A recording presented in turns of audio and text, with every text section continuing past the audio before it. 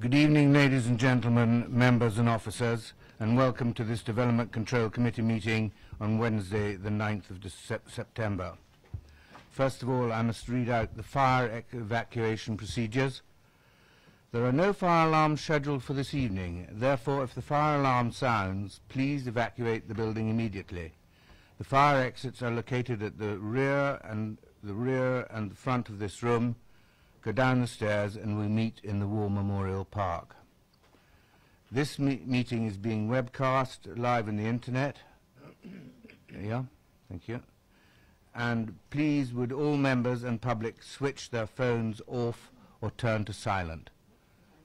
Thank you. Now we move to the agenda. Apologies for absence and substitutions. Councillor Mrs. Burr is replaced by Councillor Putty, and otherwise I think we're all here. Thank you. Declarations of interest. Are there any declarations of interest? No? Thank you.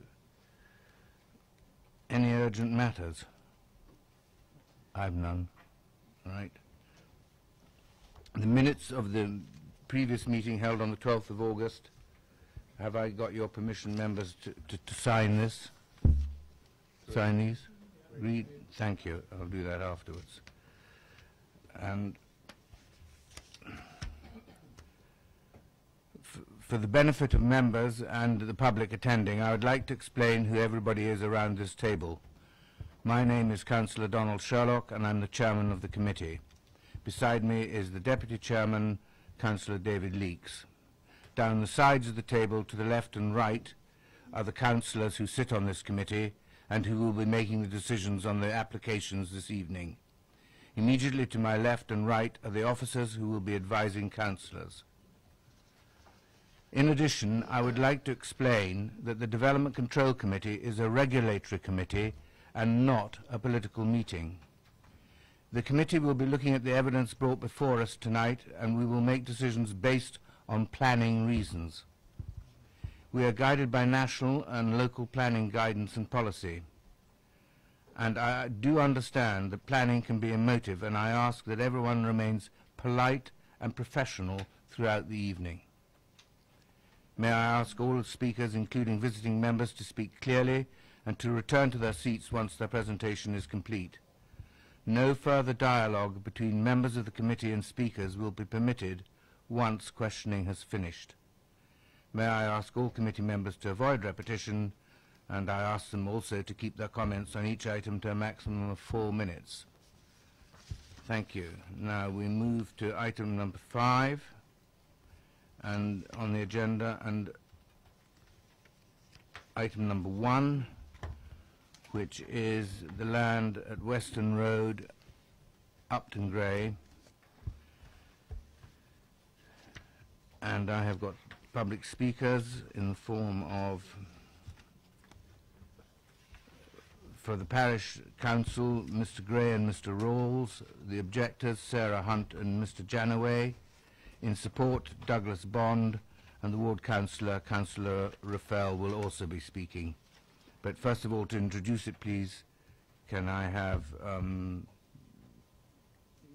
you, Catherine Fitzherbert Green. Thank you.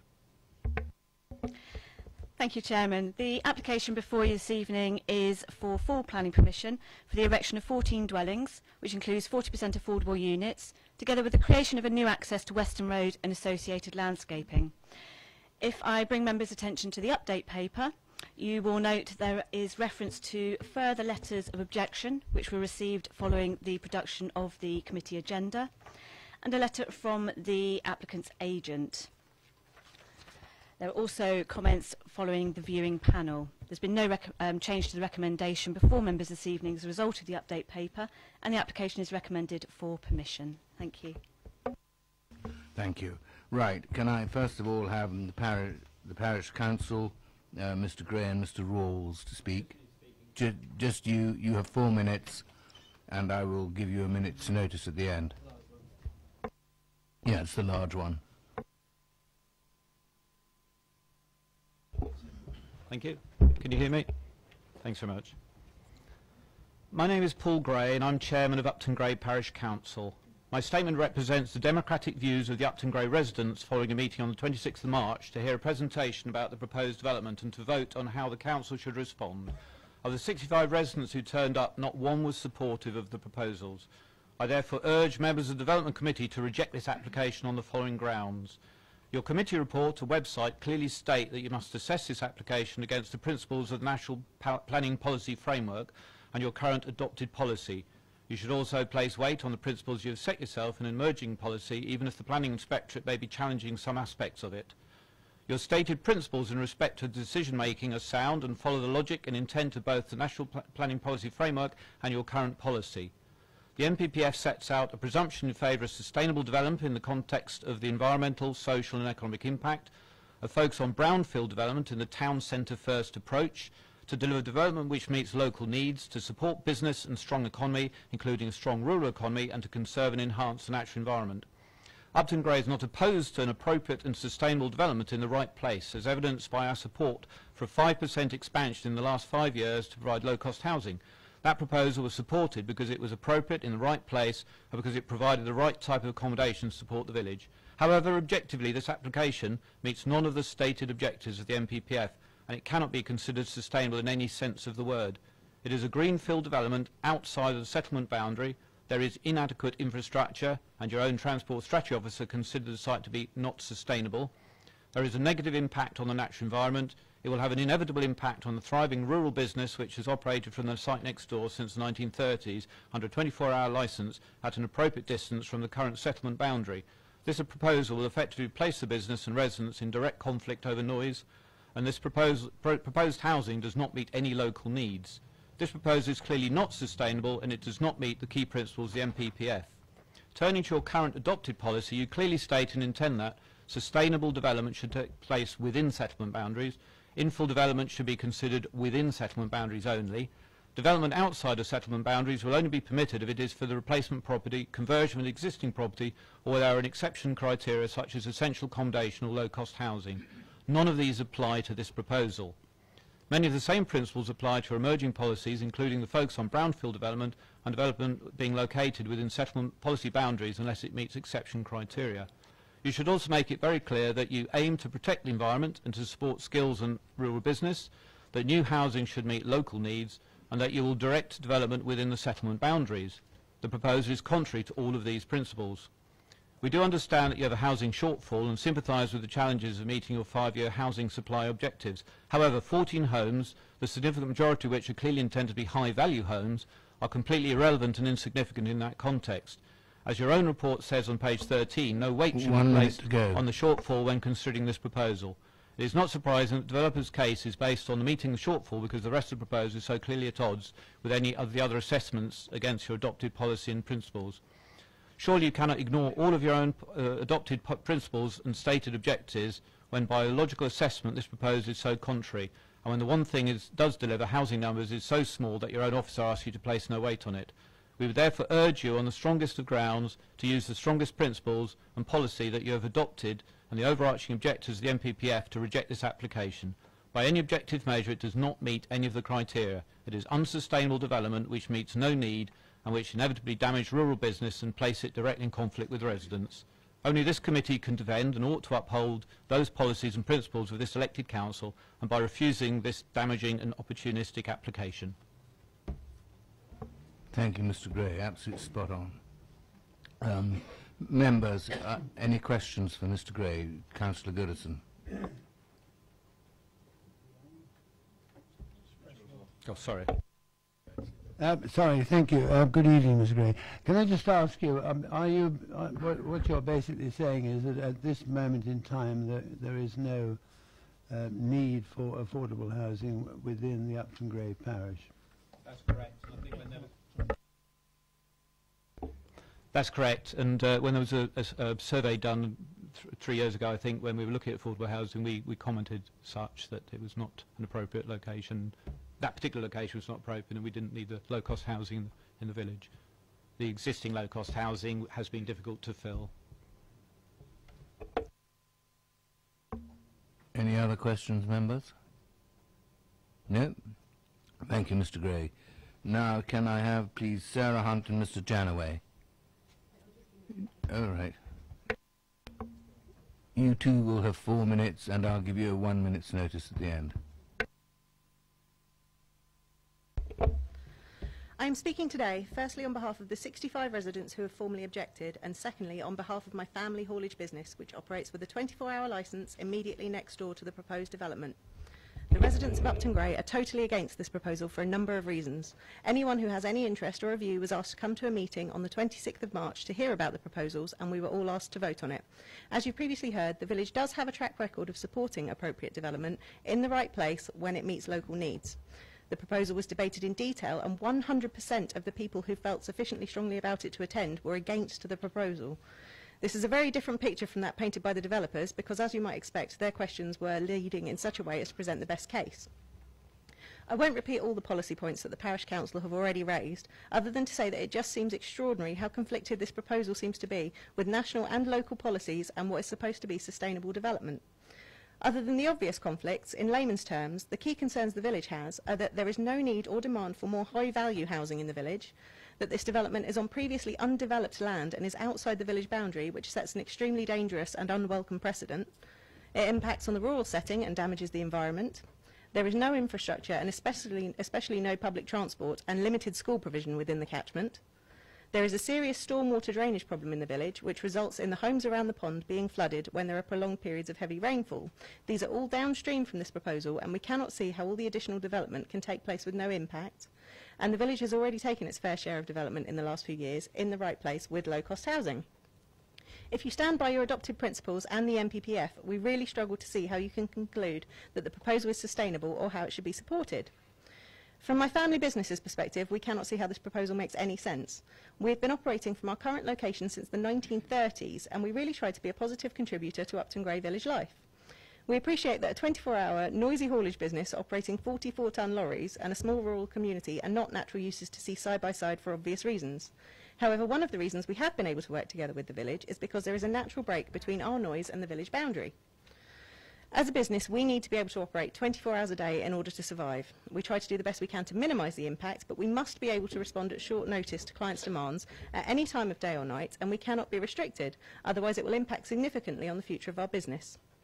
We have been a part of and had a good relationship with the village and operated from this site for the last 80 years. If this goes ahead, it is completely predictable that we will be forced into direct conflict with the residents over noise, vibration, dust and traffic movement. Your environmental health officer stated in your report that you may have to consider placing restrictions on us to try and abate any nuisance. They also stated that they consider our operation as having a significant adverse impact on the proposed housing development, depending on the level of activity on our site. Over a relatively short period of time, you can see how the council is likely to have no choice but to reduce our 24-hour operation and possibly revoke our licence. National policy, however, states that existing businesses wanting to develop in continuance of their business should not have unreasonable restrictions put on them because of changes in nearby land uses since they were established. Even my own flat, which was granted permission in 2013, was consented on the basis that it could only be occupied by an employee of our company because your EHO stated that the noise would be detrimental to the residential amenity of the occupiers of the property. Surely it doesn't now make sense to grant unrestricted permission for expensive houses much closer to our yard than my flat. To summarise, the village totally rejects this proposal. There is no need for it, and it makes no sense in this location. It is against national and local policy, and it will clearly lead to conflict and eventually damage our family's 120-year-old business, putting the livelihood of 14 local people at risk.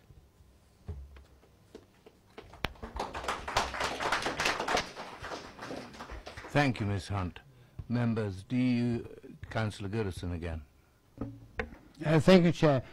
Could I ask where your flat is in relationship to this site, or in relationship to the yard that you operate?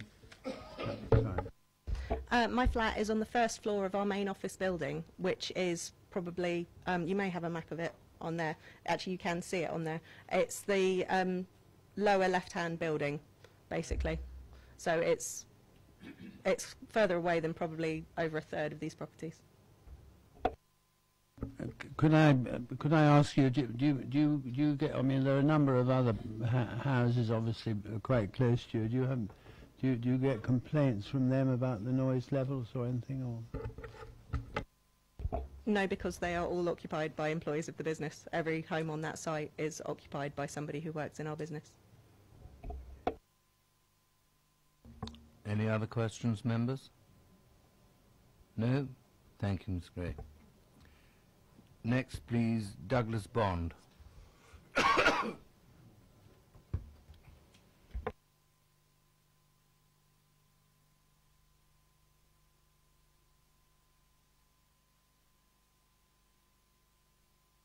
Mr. Bond, you will have 4 minutes, and I'll give you a minute's notice at the end. Thank you, Chair, members.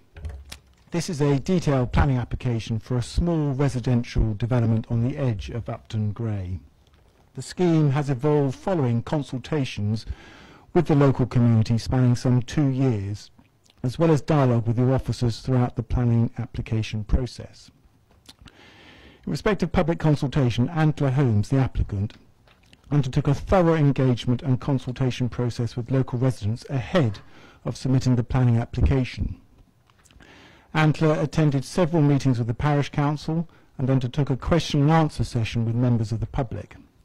A public exhibition was also held earlier in the year where the public were asked which of a number of alternative schemes that they could favour. 241 residents and businesses were invited to attend the public exhibition.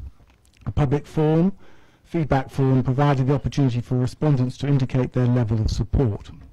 The majority of respondents, that's some 54.8%, indicated some level of support for the proposals, with the 14-unit scheme option supported by some 42% of the attendees. It was this scheme that was submitted by Antler. In this context, we have sought to listen to the views expressed. Overall, from those 241 residents invited to attend that exhibition, only 9, that's 3.7%, returned feedback to say that they were opposed to the proposals. Amendments have also been sought by officers following consultee responses. Again, the applicant has listened, the resulting being no objections from the Council Urban Design Officer, Conservation Officer, Highways, Biodiversity Officer, Environmental Health, as well as your local drainage officer. As a result, the scheme is seen as a very sensitively designed development. As you will have heard, the proposal seeks to meet the Council's ongoing 5-year housing land supply shortfall. The application will allow development to be spread more evenly around the borough, which will help to avoid the need for large development sites in more sensitive areas coming forward. The proposal has a significant advantage of allowing more local needs to be met too. The occupants of the family houses will want to make a positive contribution to the village, help support and sustain local facilities, including the church, village store and pub. These are the lifeblood of the villages that need to be supported. Again, the inclusion of affordable housing will also help support those in need as well. A Section 106 agreement has been signed.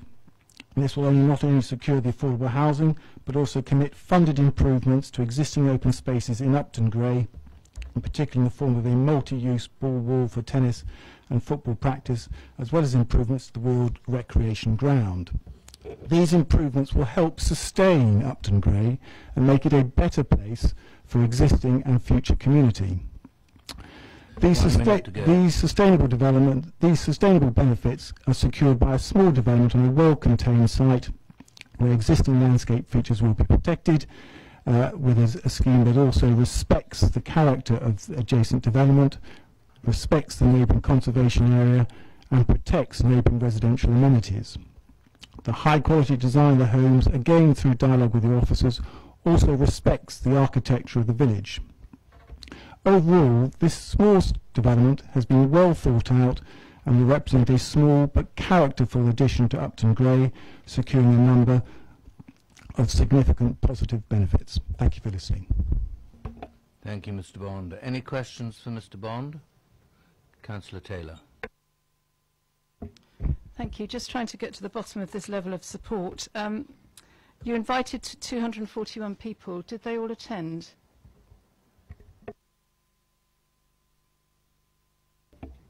I believe some 35% of those that were invited attended. So obviously not all. Okay, so I believe that when you said 241 invitees that they all attended and therefore 130 people expressed some level of support, but it's nothing like that number, is it? And you said that nine were opposed. Is that 9 out of the 241 or out of those who actually attended? It's 9 out of those that attended. Thank you. It's just so that I can adjust my percentages a little bit in light of how few people actually attended. Thank you. Councillor Westbrook. Thank you, Jane. Good evening. Got 2 or 3 questions, really. Residents have voiced concern over the possible risk from flooding. Could you provide a bit more clarity on that risk, please?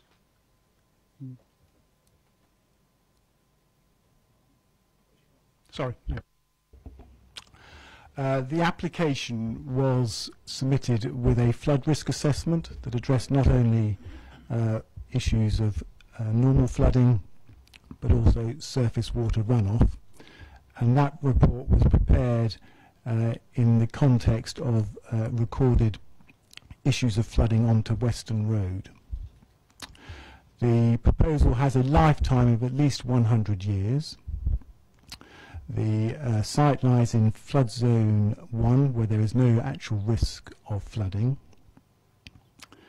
The proposal will include a sustainable urban drainage system, SUDS, which ensures that runoff from the new proposed hard surfaces will be captured effectively in underground chambers and only then released at a very slow rate, such that the technical solution will result in less surface water runoff than the existing site today.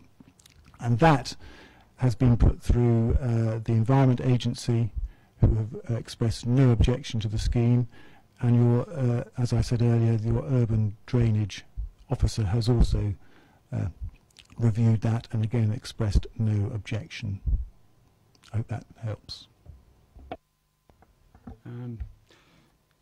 Could you provide a bit more clarity on the risk of noise from the neighbouring haulage firm and what research you've undertaken and mitigation you'll be providing, please? Sorry, beg your pardon.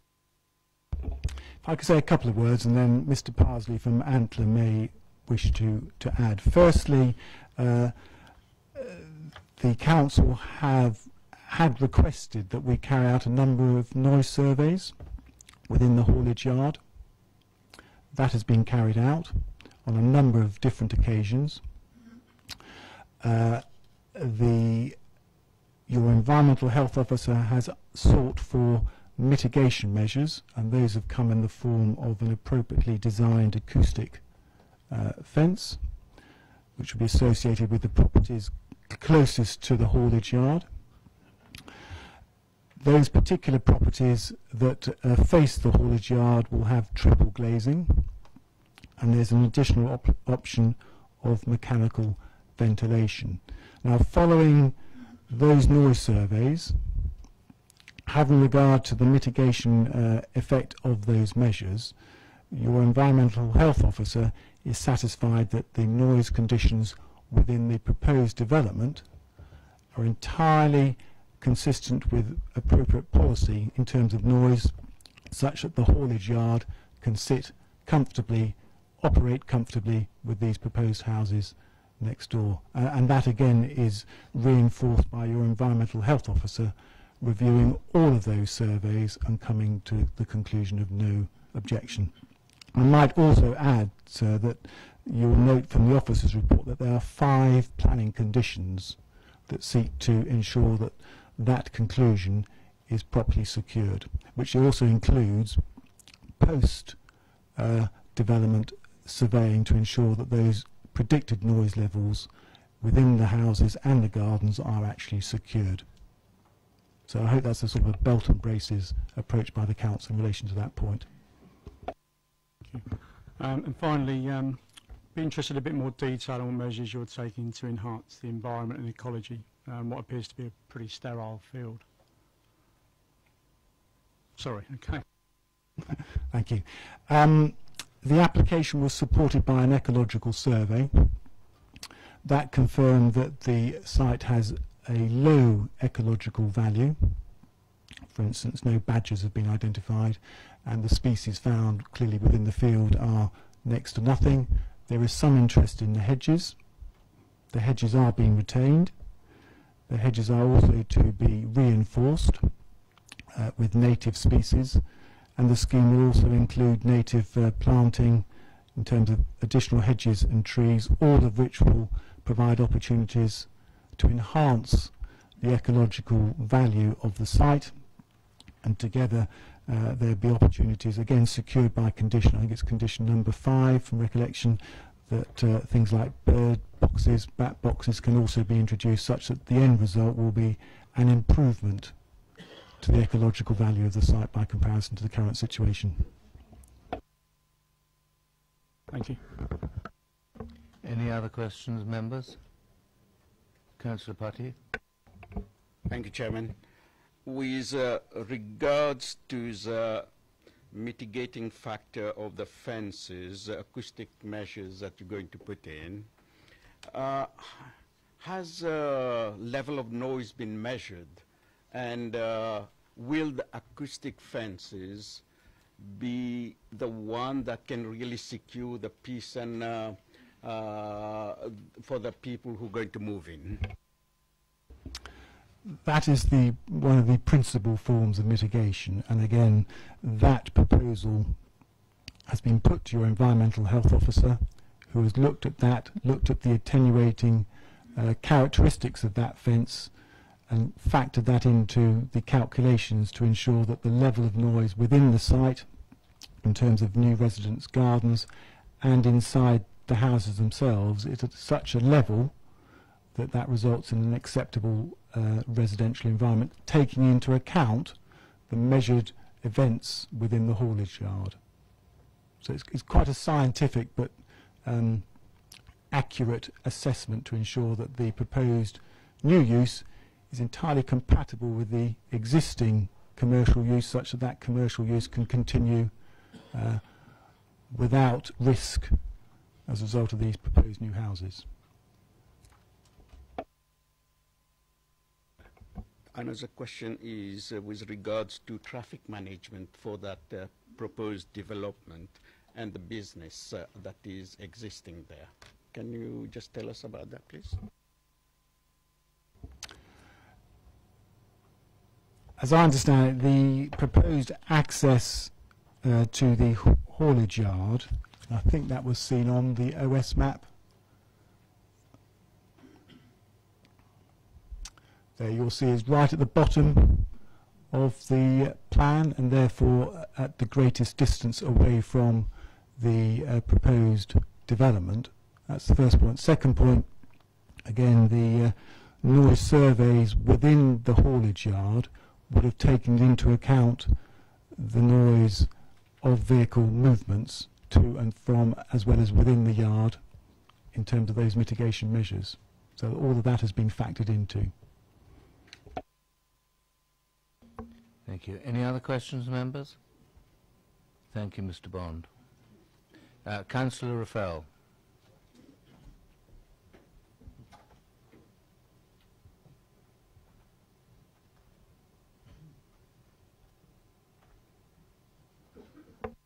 You will have 4 minutes, and I'll give you a minute's warning, Councillor.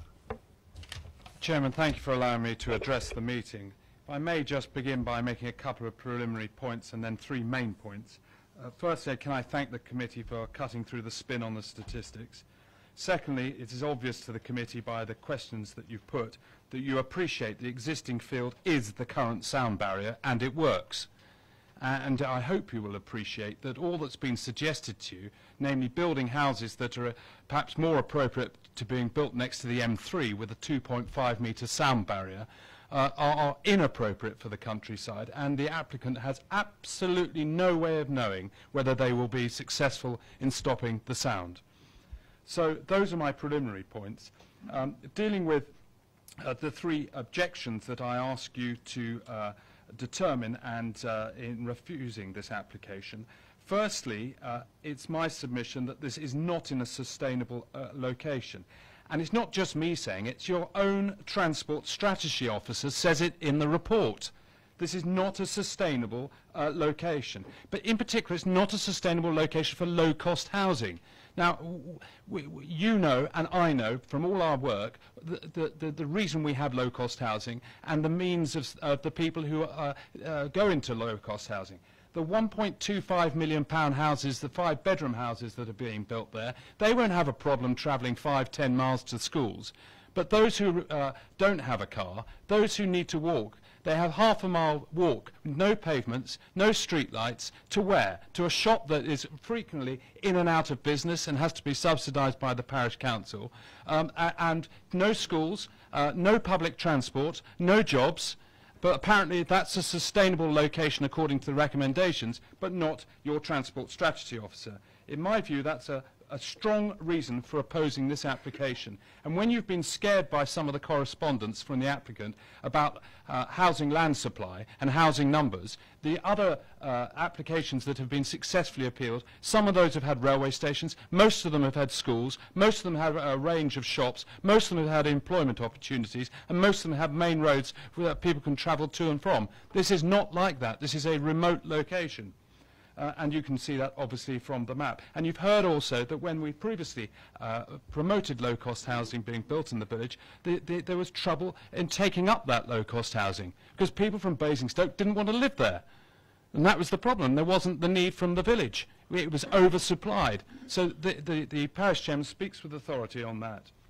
Secondly, the reason for opposing this application is the harm to the landscape character. I've set that out in my submissions in the written paper. This is a view from the south of the village of the undulating chalkland it will be built on. That view will be taken away from the south of the village. That harms the character of the conservation area, which is spelt out in the report. The third reason is the potential harm to the haulage yard. 1 minute. And the noise from that to the residents. Potentially putting a business out of action. The officers have told the haulage yard that should there be complaints, they have to take each complaint seriously and may have to impose conditions. But it goes beyond that. The operators have to apply to a traffic commissioner for an operator's licence periodically and for an operating centre. If the residents don't like it, they can try and put the business out of action permanently that way. And my submission to you is that it is totally inappropriate building new houses next to an existing business, a thriving business, with a potential of causing upset to the would-be residents and also putting jobs at risk and other consequences that will follow. So 3 solid reasons: not sustainable, harms the landscape character, and not appropriate next to an industrial business. Thank you, Councillor.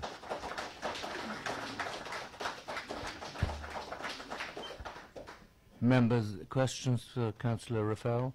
Councillor Goodison. Thank you, Chair.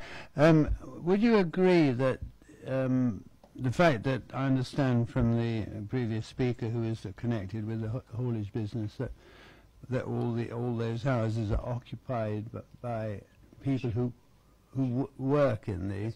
There may be some misunderstanding. Sorry.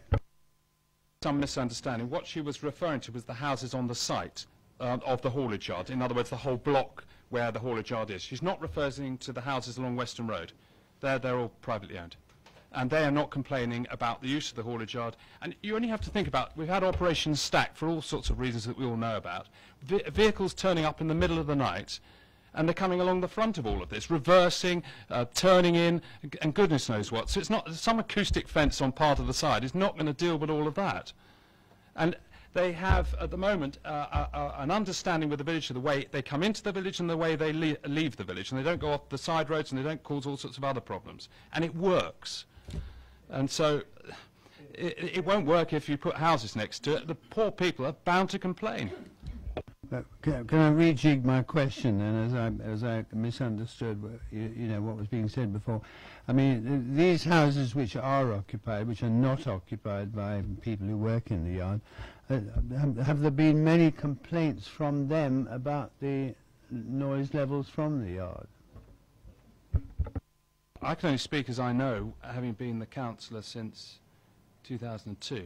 I have never had one complaint about hunts. I've heard the odd one about lorries who don't know where they're going occasionally, and hunts telling them that they're going the wrong way. And indeed, in recent correspondence in the last week, I've read people specifically say, and we don't blame hunts when the lorry's gone the wrong way, because they know. And that's why they've thrived and everyone's been very happy with them. And the residents who live not far away all agree with that. Councillor Potter. Thank you, Chair. Hello, Mark. On the basis of your last comment, I mean, would you agree with me that at least the dwellings which are proposed for the new development, I think they're plots 4, 5, 6 on the layout that I've got before me, which are adjacent to Hazel Cottage, Christmas Cottage, Button Down House, I think it is, would be no more affected by the noise from hunts than would those occupiers of Hazel Cottage, Christmas Cottage, etc. They're in the same vicinity, so presumably the same impact of noise would apply, would it not? No, I don't agree with you. The fact is they're that much nearer. And, well, they are nearer, and that's the whole point. And the fact is, as soon as you start to build houses, and the ones on the other side are actually looking out onto the yard, I mean, what a view. You're looking out at vehicles going beep, beep, beep and reversing. I mean, and you're in the open countryside. And they're supposed to have triple glazing. So they've got to keep their windows shut at night and during the day if they want peace and quiet. Whereas normally, most residents I know have their windows open, especially this time of the year at night, because they like to hear the very quiet noise that you can generally hear. And the application seems to be more appropriate for an urban environment and certainly inappropriate for conservation. Any more questions, councillors? Councillor Putty, followed by Councillor Tuck. Thank you, Chairman. Councillor Raphael, you said about the low-cost housing which are vacant. How long have they been vacant? I don't know the current position. If there's someone who knows the answer to that, I'm sure they'll tell me. But I do know of an issue where a particular house was sublet by some fraudsters, and someone came in from Basingstoke and got into a terrible pickle. And it was a big issue for the village, and we all had to try and help the poor person out. It was because it was ended up being sublet because there just really weren't the people who really wanted it, and there were, you know, it created a right difficulty for all of us, and that was about 2 years ago. Yeah. Councillor Tucker. Thank you. Can you possibly enlarge on the problems of water and flooding? It seemed to me when I was at the entranceway that the sides of the road were so moulded to cope with water. Is that your understanding of it? The position is this, that Heriard is just up the hill, going away from Upton, is the watershed, the start of the Thames Valley watershed. So the water runs down from Heriard, and in particular, it runs down the road, just by naturally, because the road is lower. But as it comes through Weston Patrick and into Upton Gray, the road is the lowest point, and just off the road, as you can see there, is even lower. And it's chalk, but the water runs through it and along it, and by the time it gets down to the pond, it's generally on top of the road. And when we had the floods quite recently, the pond overflowed with the volume of water that had come racing down. Obviously all the fields were flooded as far as we were aware, then we had the only main sewer coming from South Warnborough flooded as well as the rainwater got into it, and so the water from this area of the village shot down and joined up with the flooded sewer, and the residents further down the village were out of their homes, I think, for a good 2 months. It may be longer, I don't know, but they were down because they were flooded with sewage. And it took ages and ages and ages, because there's different water companies, for someone to actually try and do something about it. And it's all because the pipe's too narrow, the volume water, rainwater going in, and this is a major concern. So when they raise it, they are concerned that this issue could be a major problem to the houses if they were built closer to the road. Councillor Tomlin. Thank you, Chair. Thank you, Chair. Good evening. We've seen that this is an agricultural field, but we've not heard too much about the scope, scale, and the use it's put to, the value to the local community. So have you any comment you can make on that, please? My understanding is it's used for grazing horses and sheep. It's had sheep in there. It's had So you can see the water tank there. But just because it's not ploughed or the agricultural use, if I can say that to you with respect, it's the sound barrier effect it has of distance that's important for the village. A farmer could choose to plough it if he wished to do so. It depends on what the farmer who owns it chooses to do. If they're going the way of sheep and horses, that's the way it is. I should point out, I've just been told, and it accords with my recollection, that it does flood on the Western Road outside the two next houses along, just along there, when it rains heavily. So obviously that's water that's come down and off the fields and the like. So that's what I can say. Any more questions, members? Right, thank you, Councillor Raphael. Right, members, questions to officers. Councillor Tomlin. Thank you, Chair.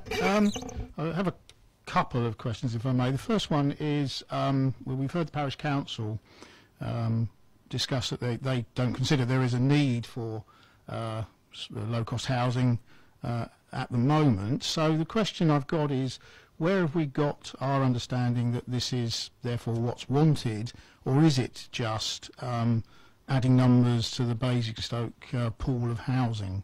That's the first question. In accordance with the local plan policy, this site is looking to provide the required level of the 40% housing, affordable housing, which would go into the borough-wide stock. This scheme doesn't come forward as, say, a rural exception site, which would be specifically controlled for local residents with that link to that particular settlement. It is coming forward, as I say, to contribute to that wider stock, of course, which there is a demonstrated need. Thank you. My second question, if I may, was the one of, we've heard the noise, various situations with the noise, but the one thing that concerns me in the report, on page 22 of 168, is in the middle of the page, after the Environment Health Officer has considered that the mitigation will pretty well deal with it, it then makes this one comment that if there was any increasing noise from the haulage business, then the environmental team would investigate it and would imply relevant legislation. Now, which way is that legislation going? To stop the noise or to put more acoustic sound barrier in? Because we've got, I'm sure the MPPF or somewhere has reference to we should not be jeopardising businesses by putting houses next to it that will subsequently cause complaint. So I just need some explanation that that little paragraph sits there as a sort of wart, shall we say. I mean, in terms of this current application, it has been subject to quite detailed assessment by the Environmental Health Officer, and your officer there is not raising an objection subject to the imposition of the conditions. Now, the conditions still provide the local planning authority with the control for the retention of noise mitigation to protect these properties. Now, of course, say there was an intensification of the site over and above what has been monitored, then yes, there is separate legislation, but I can't comment on that because I'm not an environmental health specialist. But to say, at the moment, we do have the conditions on there to protect those properties and also in turn, to protect the business. Yeah, so my point was, which way do you think it was written?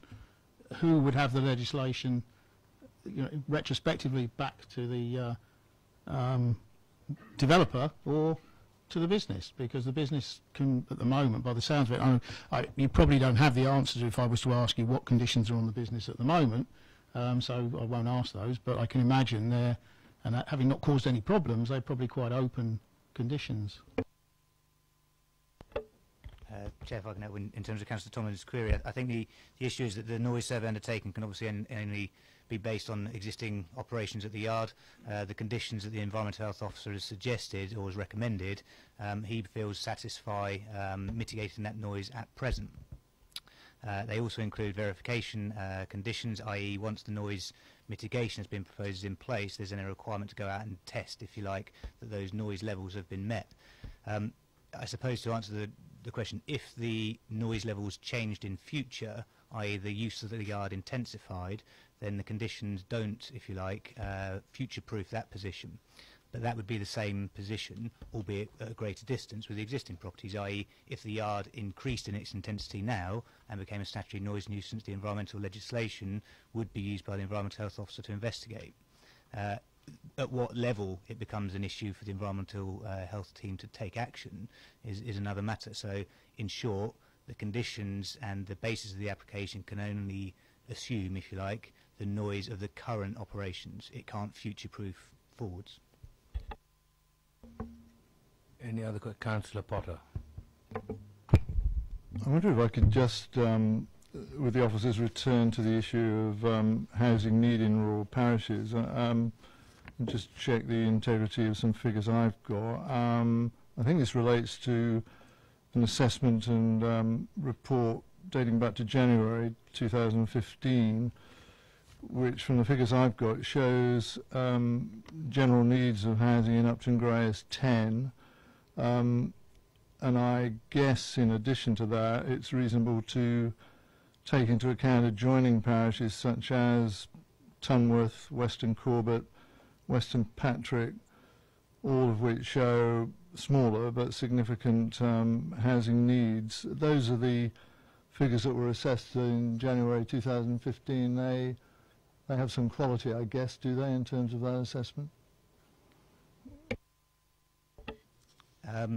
In terms of the housing register, our housing officer has responded to the planning application, or the specific planning application, referencing the housing register and referencing the position as in January 2015. In particular, sets out that, according to that, in terms of the analysis of what's on the housing register in the Upton Gray area, it states as being a requirement for up to 7 one-bedroom units, 6 two-bedroom units, and 1 three-bedroom house. That's the consultation response that was provided on the planning application from the housing team. Any more questions? Councillor Putty. Thank you, Chairman. Page 21 of 168, with regards to the acoustic measures that is going to be, and the decibel level, saying at the bottom paragraph I'm looking at, the applicant's acoustic consultant measured ambient noise of 47 decibel, and compared this ambient noise with a predicted mitigated, it's only 1 decibel less. It's saying 46, and then there's a dash 48 decibel. What it is it higher or is it lower? And also that it is going to mitigate plot 7 and 8. And acoustic fencing, as far as we know, it works to a certain level. But given if the noise increases, and it doesn't always give protection from the noise. So can you just give us how this is going to really work?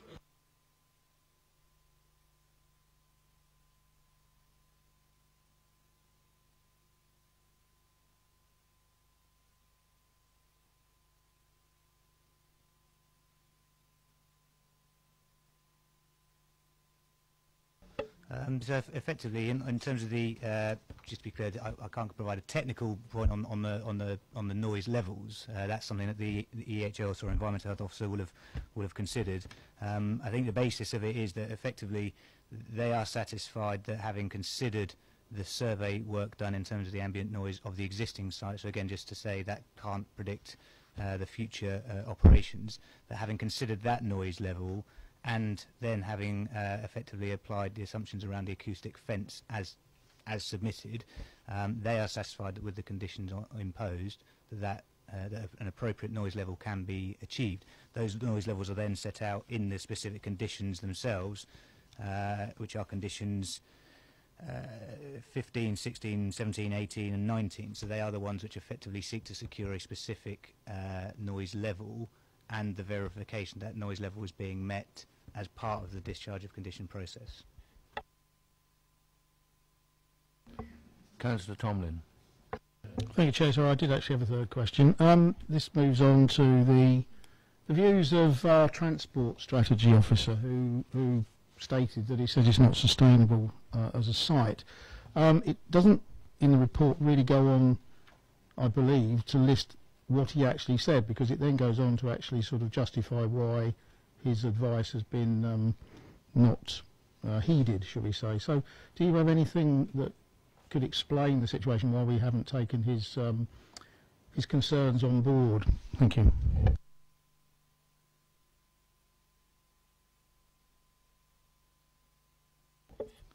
Yeah, Councillor Tomlin, I think the issue is that the report, so the Transport Officer sets out that it's not considered to be a sustainable site. The report then seeks to set out, that it identifies, and I'm just trying to find the page reference number, but it does identify that effectively acknowledges the fact that there are limited services within the Upton Gray area, but that effectively under the MPPF there is a requirement to consider sustainability in a wider context, i.e. the three dimensions: social, environmental and economic. So effectively the report does acknowledge the fact that it is not considered to be a particularly sustainable location, albeit that it does have access to some limited services within Upton Gray itself. So effectively that has been put into the planning balance in terms of coming up to the final recommendation, but it is not simply a case of just assessing the transport and accessibility sustainability of the site. It is the wider context on which the basis of the recommendation is made. Councillor Putty. Thank you, Chairman. With regards to the contamination of land, has investigation been carried out, or is it going to be considered and recommended for future to be done? In response to that, I would indicate that there is an absence of information that was submitted alongside the application. However, it is appropriate to secure that by condition, and conditions have been imposed to that effect. So we have, say, condition 20, which looks for verification following the works, and that would have to sit in accordance with pre-approved details as secured by condition 4. Any more questions from members? For officers, sorry. Councillor Tucker. Thank you. With the low-cost housing, normally one would expect to have somewhere where children can play nearby.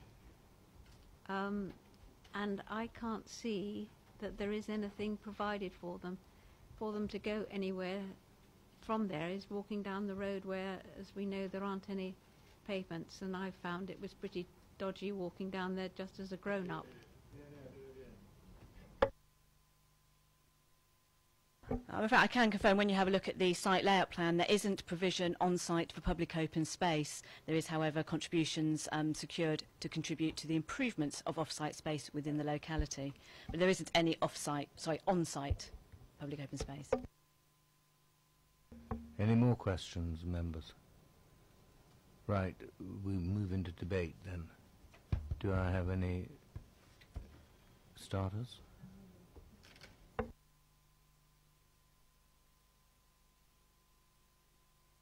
Councillor Tucker. Saw my hand first. Followed by Councillor Potter. I have to say, Mr. Chairman, this really does concern me.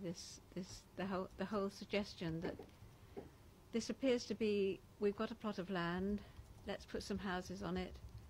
What can we attract to the area, i.e. large housing? And of course we've got to comply with our rules and regulations, so therefore we'll put some low-cost housing in. I don't feel that any of what is being suggested is sustainable in any way, shape or form. I am very unhappy about houses being put next door to a thriving business. As we've heard, they've been there for yonks and do very well and work well with the village. It just seems totally, well, the word is always unsustainable. It's unthinkable to my mind. It just will not work. It's just not right. Sorry, I'm gone on a bit, but I'm very unhappy with it.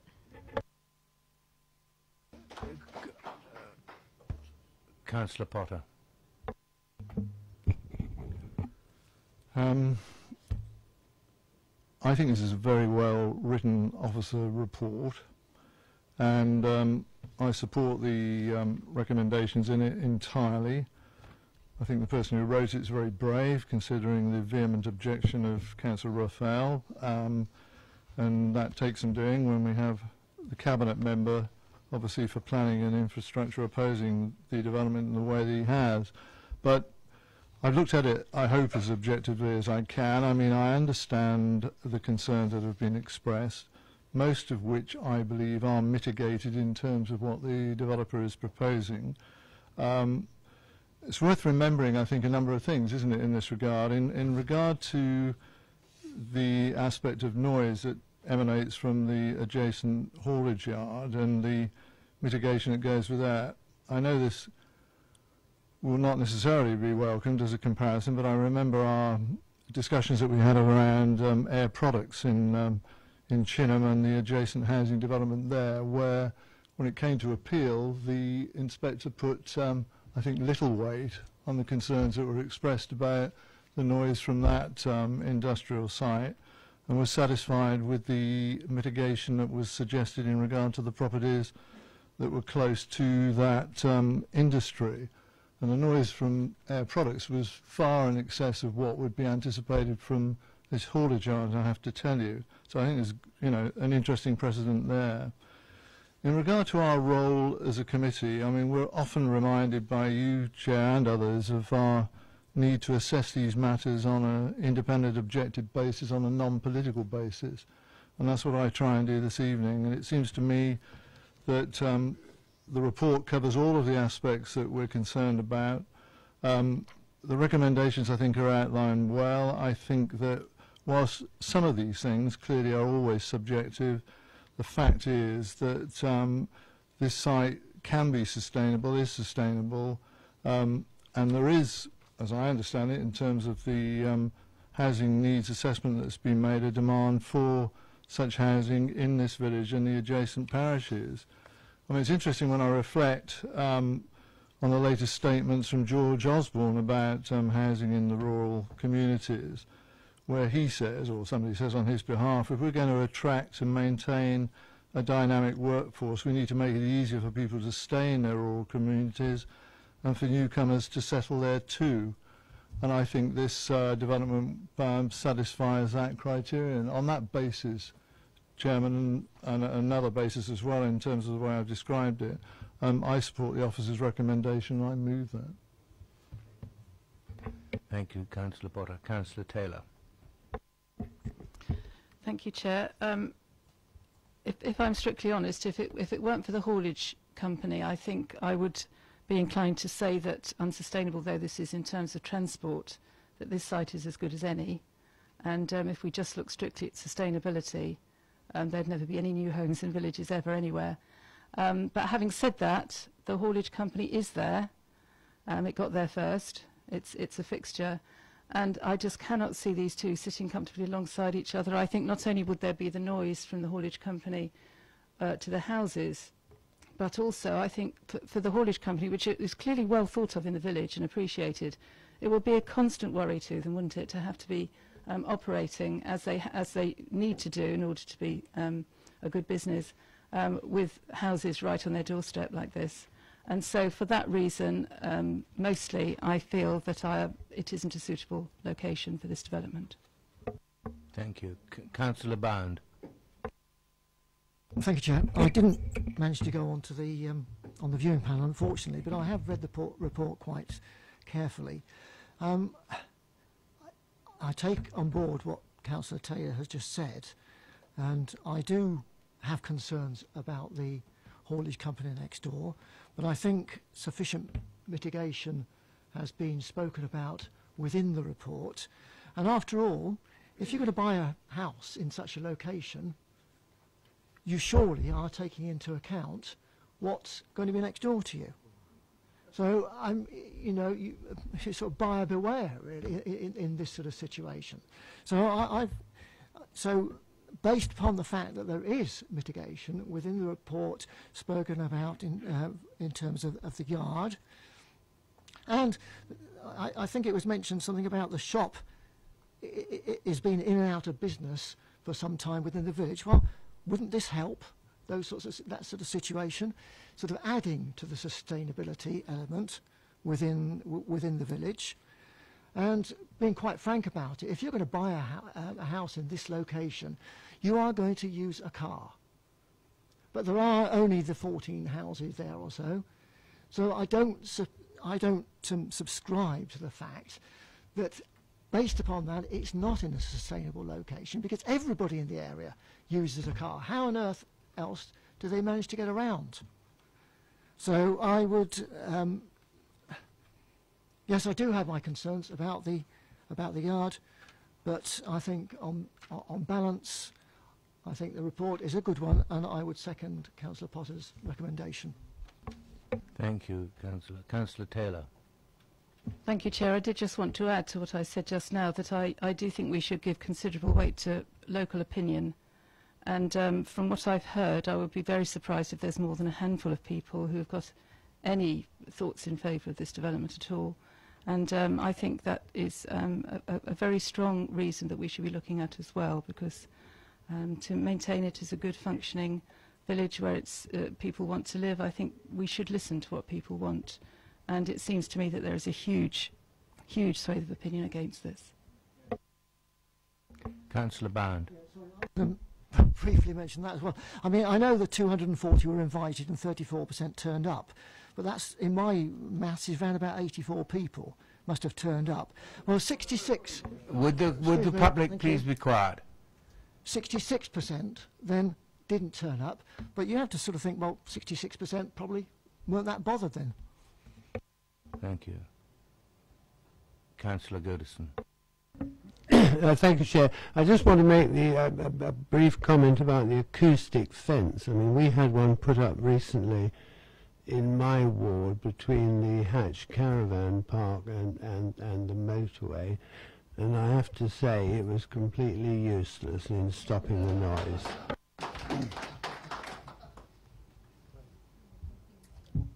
Oh, I'm sorry. Councillor Tomlin. Thank you, Chair. Yeah, it's a dilemma, this one. What I look at is a planning application, and because it's a full planning application, we have to look at what we're given, and the fact that there are no spaces for public open space or play or anything like that. I know there's money given, but that always a compromise in my opinion. There's no foot length. It hasn't tried to integrate it with the village. There is one little footpath that goes into some other houses there, I noticed. So things like that, I think the plan is not as optimum as it might be, and again we have to consider that that's what we would be giving permission for. And I am very conscious of this this business because of Councillor Potter brought up the Razors Farm debacle, because it's still rumbling on, and it was never, we hadn't got the chance to deal with that, but that's another application. So I wouldn't want this to happen again. I wouldn't want a community to be slightly split up because of, people do come and buy houses with their eyes shut. And that's quite obvious. Look at the number of trees that we have to cut down in the borough, because people go, oh, I didn't notice there was a big tree in my garden and it's a bit bigger and I want to cut it down. So they won't notice the haulage yard there. They'll get concerns. It's just unfortunately not right. And the business of sustainability and these houses contributing to Basingstoke and all of that, it's not contributing to the village. Yes, it'll offer housing for the village, but probably not the appropriate housing. And I think, on the basis, I think there's too much wrong with the application for me to actually offer my support. Thank you. Members? No? Well, I have a proposer and a seconder for approval, I mean. No?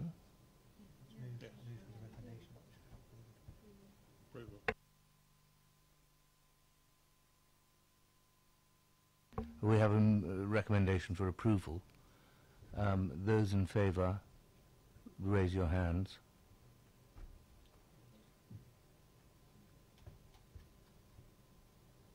Those against, thank you. Those against?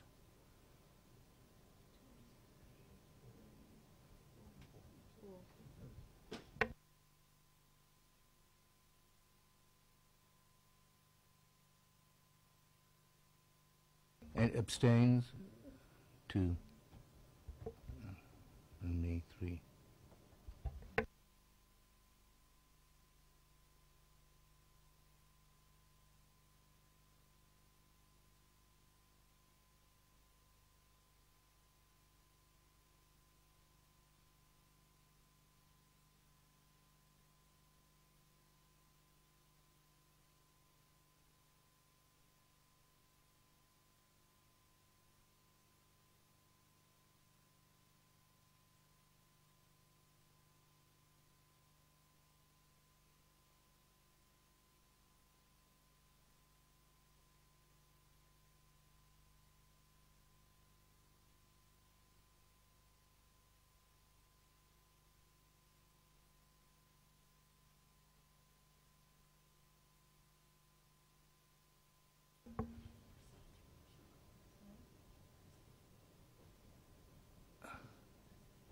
The vote is tied, and it comes down to the chairman's casting vote, and I will support officers.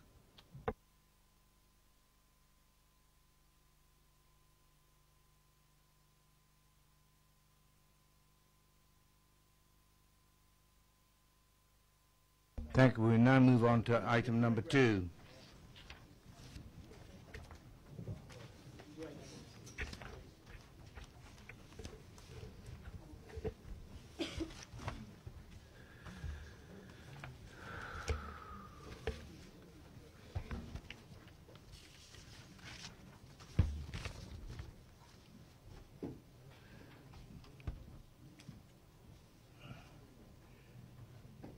This is land at, God, I can't see it, at Stockbridge Road, and is the new cemetery. I have speakers in the form of the Parish Council, North Waltham Parish Council, and otherwise no other speakers, and going to be introduced by Catherine Fitzherbert Green. Thank you. Thank you, Chairman. As just indicated, this is an outline planning application for a new cemetery to include chapel building, depot, parking and access, associated landscape. All matters are reserved on this application apart from the means of access. So we are looking at the principal and the access only this evening. Chairman has already referred you to the update paper, and the recommendation before you is for permission subject to conditions as detailed in the report. Thank you. Do we have a representative from the Parish Council? We don't.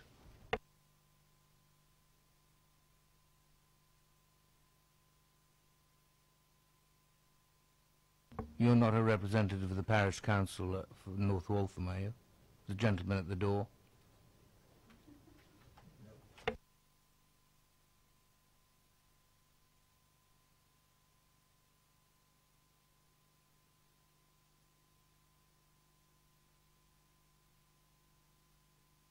Questions to officers?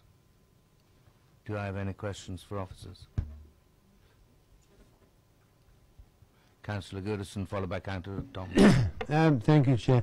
Now, I just, obviously, the accessibility to this site for the general public is a bit of a concern. Are you aware of any plans in the future in which might indicate that this could go onto a bus route or any other means of the general public accessing it? In terms of any particular public transport facilities linked to this particular application, I'm afraid I can't confirm any specific details, no. I mean, in this location, the proposal is accepted to be outside of those public transport means. However, the policies do support these types of facilities within countryside locations, so that is part of the planning balance that's before you this evening. Councillor Tucker. Sorry, I apologise. Sorry, somebody else first. Yes, it was Councillor Tomlin, actually. Thank you. Thank you. Sorry about that. Thank you. Just a very brief question. I think there's reference made in the report when I read through it earlier that land is cheaper the further out you go. Does that mean we have done exhaustive tests or to actually conclude that this is the one and only site, A, that we could afford, and B, that was available? A site search was carried out in relation to this particular type of development coming forward. What we are having to consider this evening is this site that is, before you tonight. Councillor Tucker, and my apologies. No problem. I just wondered whether we can take into account, from the highways point of view, the access, the little lane that goes from North Waltham itself. If you're going to the crematorium, you come up onto that awful road there and you can't see at all. And is there any way that we can take that into account to get some kind of improvement? I have been told I shouldn't go that way, I should go on the main road, but that is my way coming from my home. I think you're referring to Fox Lane? Yes.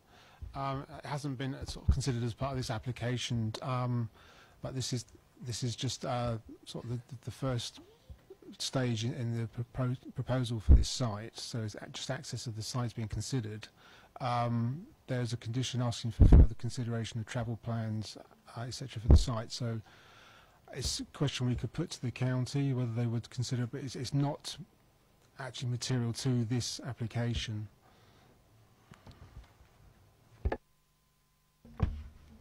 Can I just respond and say I actually think it is, and it also connects with the crematorium itself.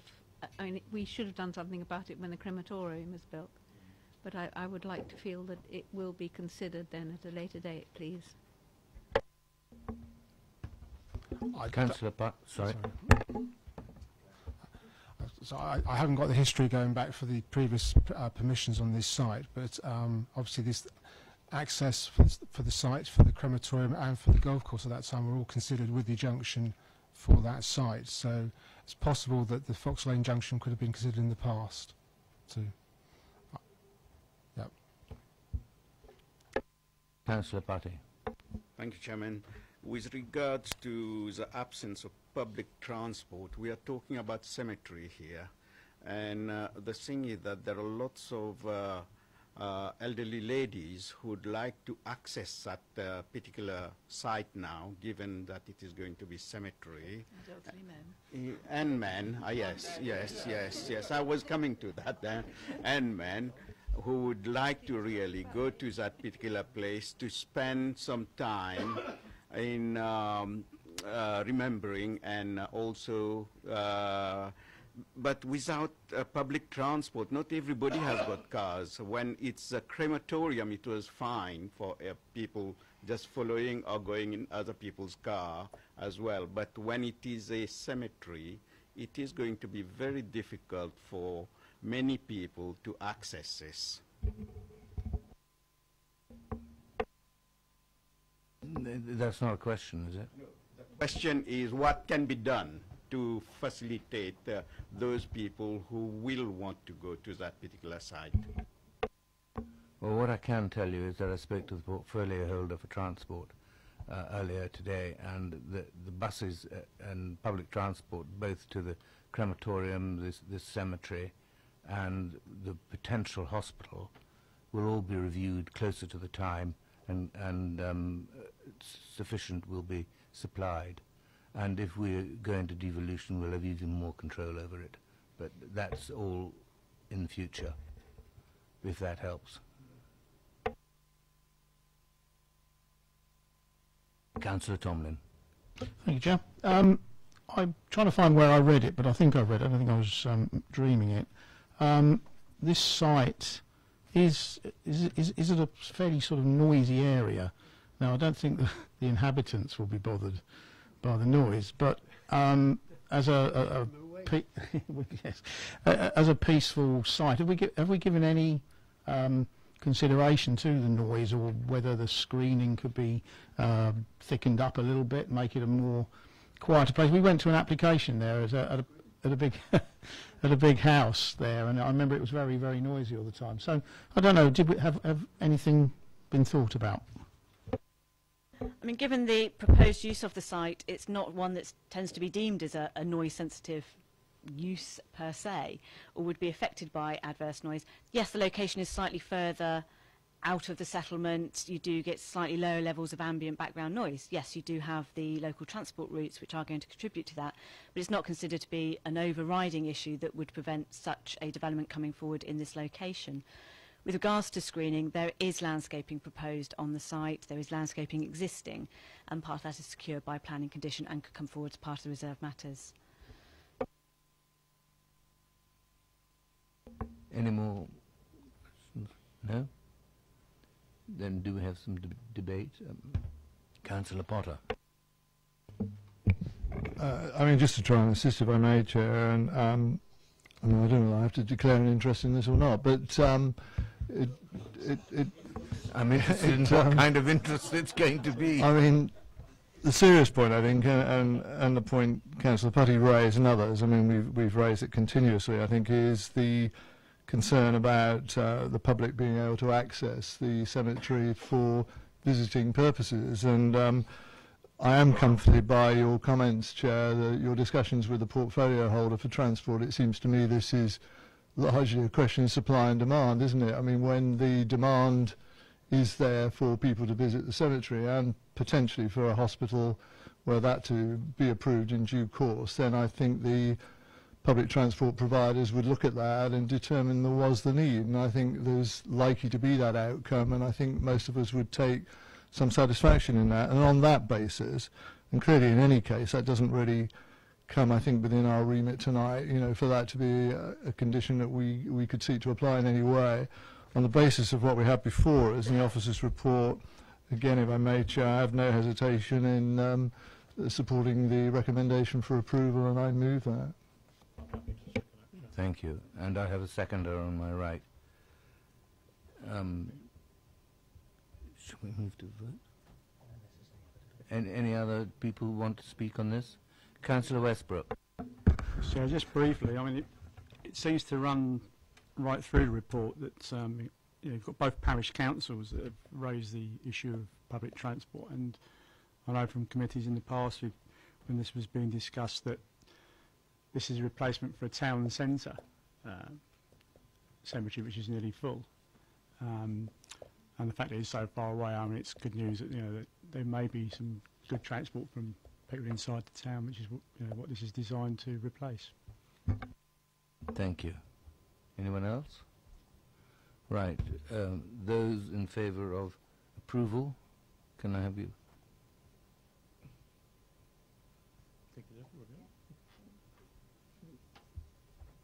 Is there anyone against? Any abstentions? It's carried.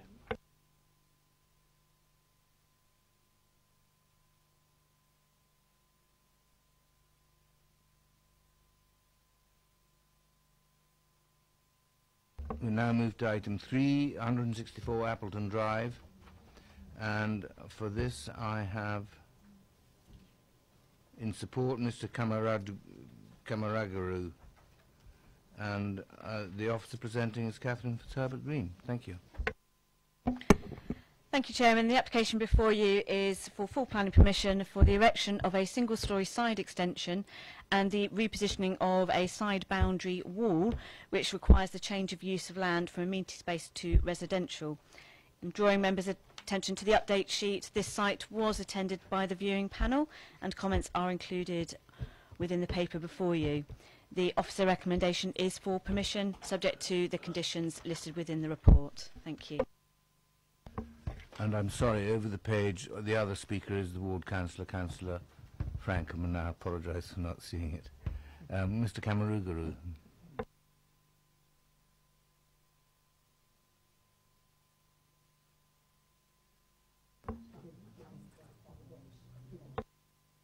Yeah, you will have 4 minutes, and I'll give you a minute's notice at the end. Good evening, everyone. As you all know, the proposal is a Good evening, everyone. As you all know, the proposal is a single-story extension of 3 meters to the existing dwelling. The reason is my client is attached to the local church and he carries out prayer meetings in his house. As there is insufficient space to house everyone, he would like to have a little extension to accommodate the members. After various discussions with the planning, the extension has been proposed with the site maintained by the client. That's my... Thank you. Can you switch off? Black. Any questions, members, for Mr. Kamarugu? No? No questions? Thank you very much, sir. Councillor Mrs. Frankham.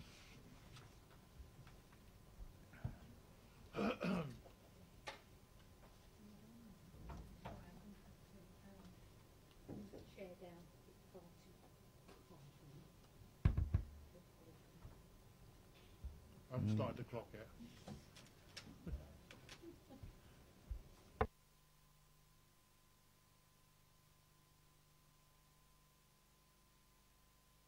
Right.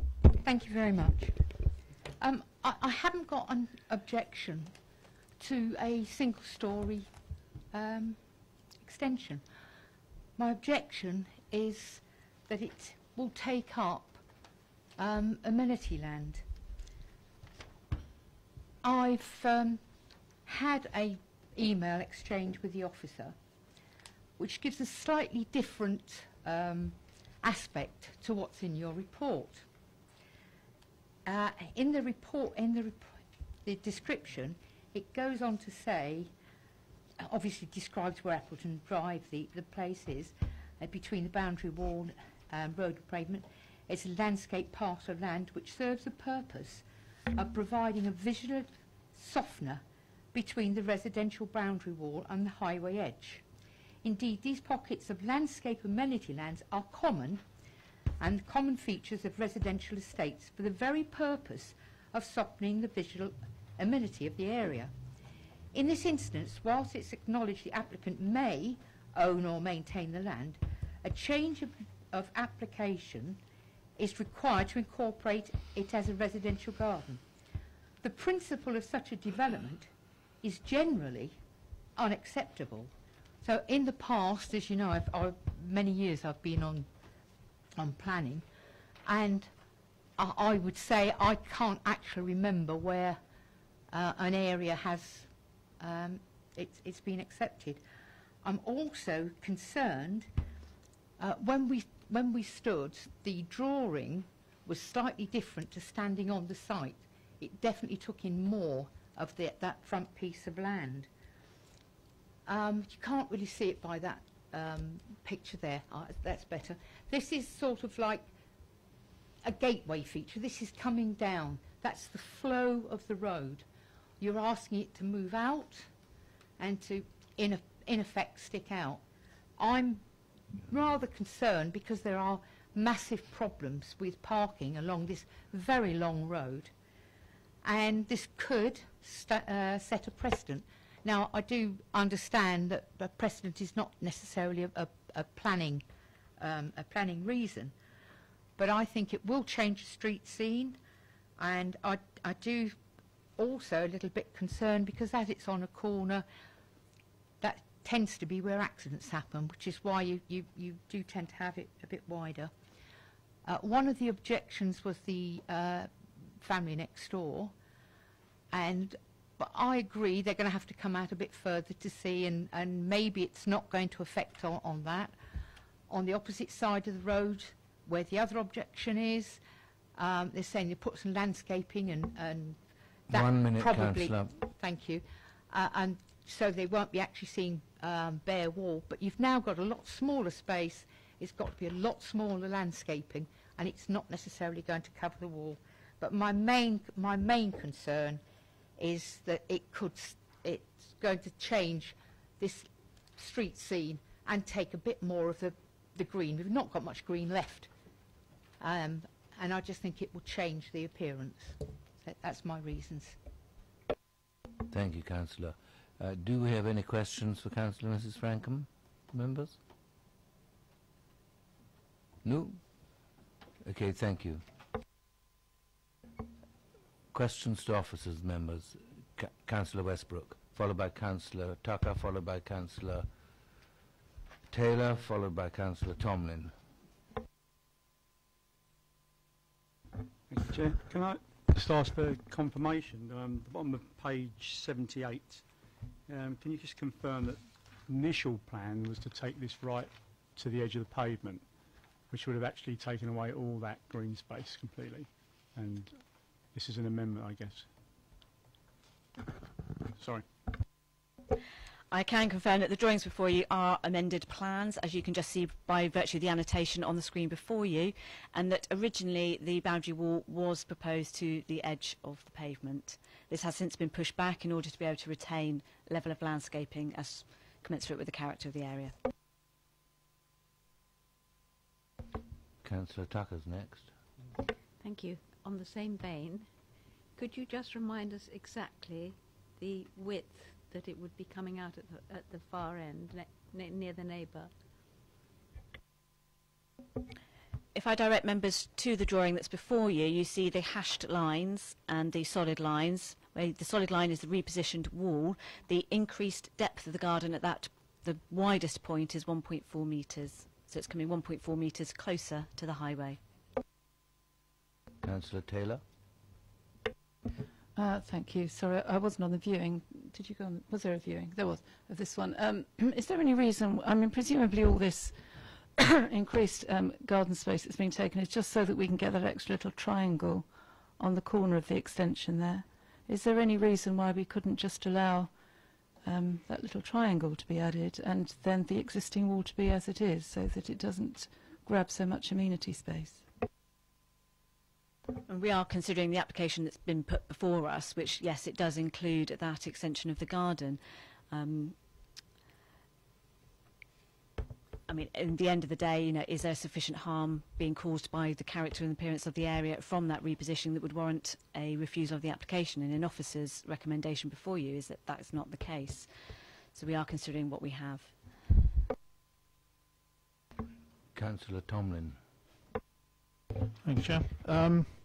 So, was there well, see, it's an amended plan, so probably the answer is yes, but was there a degree of pre-app with the officers to actually get to this particular situation? I'm afraid, as I'm not the case officer, I can't confirm whether or not there was any formal pre-application discussions. The officer has clearly conversed with the agent and the applicant during the course of the application, which has resulted in the plan that you have before you. Any other questions? Councillor Tucker again. Sorry. In the conditions that are being suggested, they're talking about replanting and trees and things. Could I suggest, whether it would be possible to stick with the same kind of planting that's there already, because it's the same throughout the development. It's a bit like the seaside, actually, but there we go.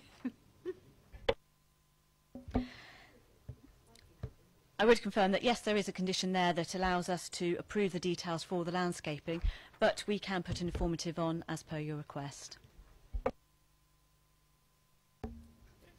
Any more questions? Let us move, therefore, to debate. Anybody got any comments to make? Councillor Tomlin and Councillor Potter. Thank you, Chair. Well, it's sort of been alluded to here in that the precedent of obtaining public open space for your private garden, I would have thought we would not be very keen on. And as Diane Taylor said, the little triangle piece would probably seem to be a reasonable compromise if the wall stayed where it was. So the point is to do that, if we felt that, is that a deferral for them to go away and come back again, or is it a refusal, or could someone help me with where we are, please?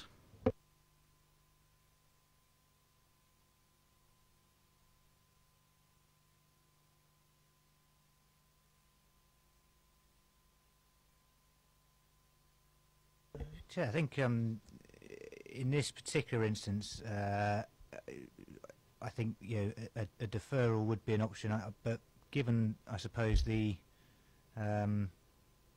relatively minor nature of what's being suggested, as an amendment. If the committee were in the first place concerned about the proposed position of the wall, then I think in the first instance that would be potentially a resolution to grant, subject to, I suppose, the wall amended plan being submitted to show the wall in its existing location, i.e. where the hatched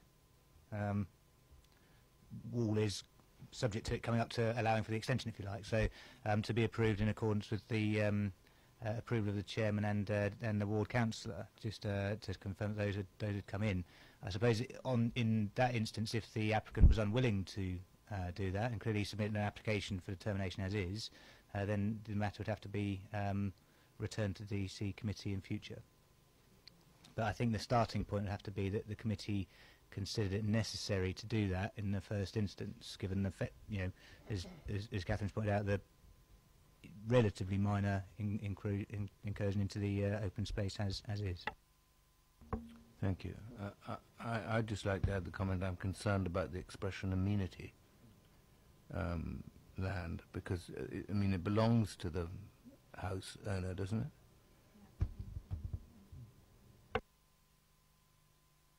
Yeah, so effectively amenity land is, I suppose, a description used in planning terms. It's referred to in the subtext of the local plan policies, and it effectively covers areas of green or landscaped areas which are not accessible open space, either they can't be used for anything, kickabouts, on and so forth, but there is a visual break, if you like, to the built development, so that is amenity in the wider sense of the term. So it does fall as amenity land in terms of local plan policies, but as set out in the report, the reason for the recommendation is simply that because the wall only now marginally coming out, there would still be a significant landscape strip in front of the proposed wall as well. Councillor Potter. Grateful for Mike's commentary there. I mean, I think a number of us were somewhat uncertain about, the definition of amenity space, amenity land, and we referred to it on the viewing and tonight. I mean, it isn't public open space, and therefore we're not talking about the acquisition of something that falls under that heading. And its major benefit to any development is the visual aspect, the visual benefits that accrue to the street scene. And I think it's entirely appropriate, obviously, that local councillor, Councillor Frankham, has raised the concern that she did. And I think when it comes to these things, to be frank, like many things that we deal with in planning, it's a question of degree, isn't it? And the view that we take about the extent of the impact upon this amenity space, which, on the whole, I think here is minimal, really. We're talking about the wall being repositioned at its greatest position by about 1.4 metres. To that extent, I think the impact upon the street scene is going to be minimal. And if, as Councillor Tucker has said, it's an informative that we end up with a similar, if not identical, landscaping scheme there, then quite frankly, most people wouldn't, being truthful about it, notice the difference. Were it to be more substantial than that, then I think, my observations would be different. But this is what we're faced with. And to be frank, and I'm looking at what might be the alternatives, if we did end up relating to the extension with some sort of strange dog-leg effect of the wall, to be honest, I wouldn't want that as much as I think this will probably be visually more acceptable. It'll straighten, if anything, the visual line, and to that extent I prefer what's being proposed to some sort of compromise of that nature. So on that basis, I seem to be doing this too often for you, but I certainly support what is being proposed by officers here in regard to the application and support the application.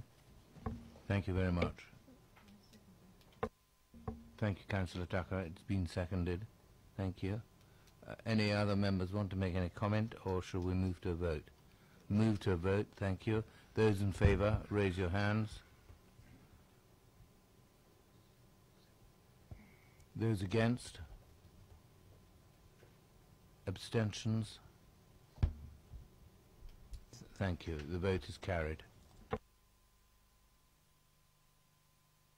Can you confirm that, please? Just to confirm for the benefit of members, that application has been recommended for permission subject to the inclusion of an additional informative with respect to the planting. Right, we move to item number 4.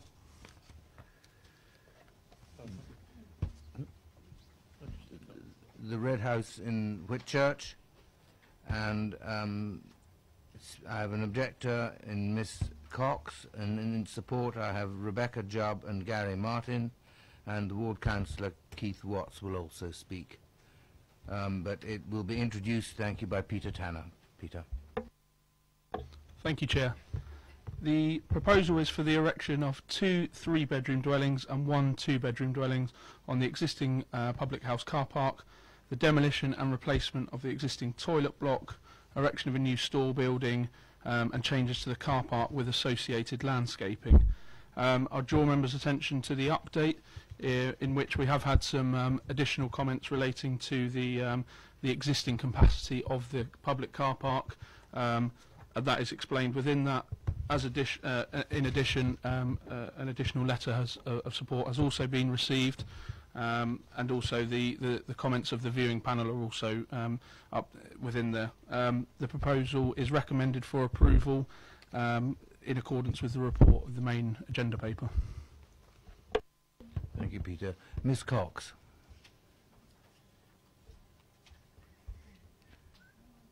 You press the long bar and it comes on, and you will have 4 minutes, and I'll give you a minute's warning at the end. Right. Hello? Sorry. Okay. Do I... Oh, sorry. I was waiting for it to start ticking. Right. Myself and family live at Acacia Cottage, 17 London Street. Our house and garden wall run the length of this proposal, and there is not a part of it that does not affect us in a negative way.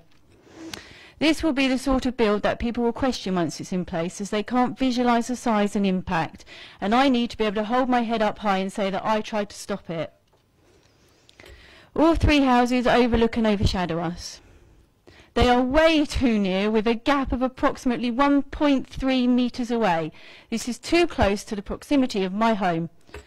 Our house was built in 1890 and has potentially little or no foundations. Who knows what damage would be caused digging that close to it? You have noted in your report that you have concerns. I would like to noted for us that it's fears. Without wanting to sound melodramatic, why should we have to live with the worry that we may come home to find a great crack through the side of the house? The development is also too high, 1 metre taller than us. And to quote your report, it's relatively marginal. This simply is not true. The new houses will dwarf us, and a new build this size next to a Grade 2 listed building would just detract from it and spoil the street scene. Sorry. Our bedroom window will be effectively bricked up. Yes, we do have a second window, but it's the side window that is to be blocked up, which is east facing, and the one that lets in all the light. We bought a house with a lovely light bedroom. A potentially dark bedroom with a brick view is unneighbourly, to say the least, and I find it insulting that this could actually be acceptable. The new alleyway shown on the plans will be our only access to our back gate, so if this proposal goes ahead we would require this in writing, otherwise our bikes, bins, etc. will then have to be brought through the whole entire length of our house. The excavation is enormous, with tons of earth removal required. When the work starts on the new car park and they chop down all the well-established trees, one of which is the acacia, which our cottage is named after, this will cause our historic brick and flint wall to collapse. There's no doubt. And this wall was one of the things which sold the garden to us, and it's our wall. And this is just one example of the disruption that the work will have on us.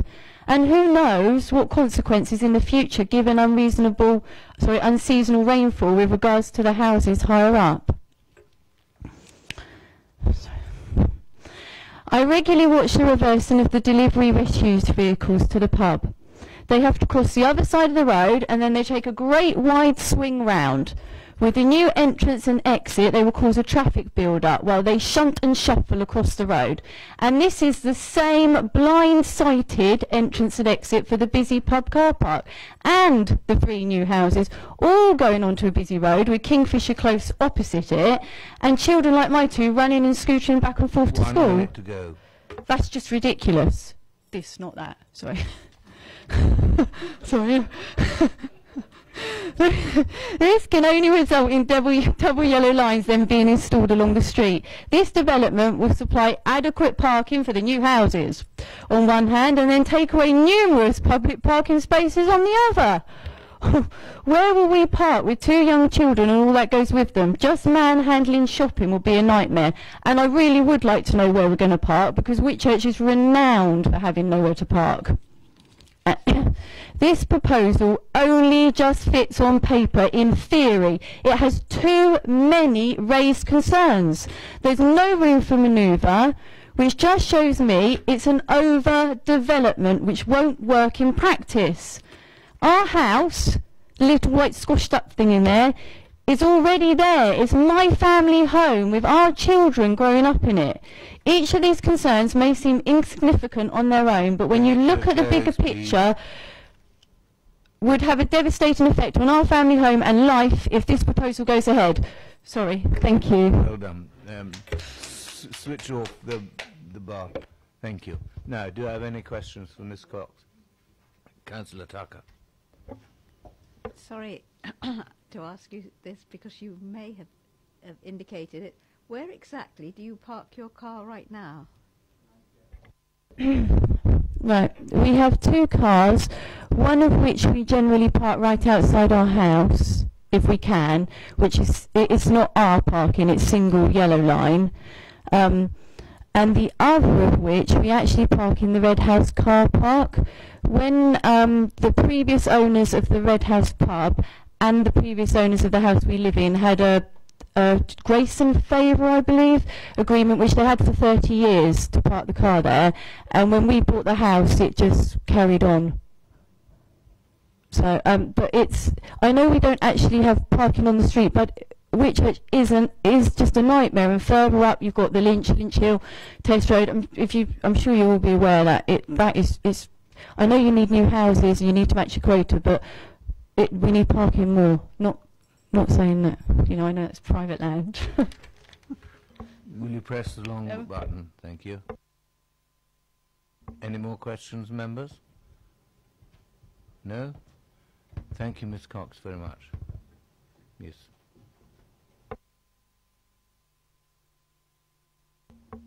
Rebecca Jubb and Gary Martin next, please, in support.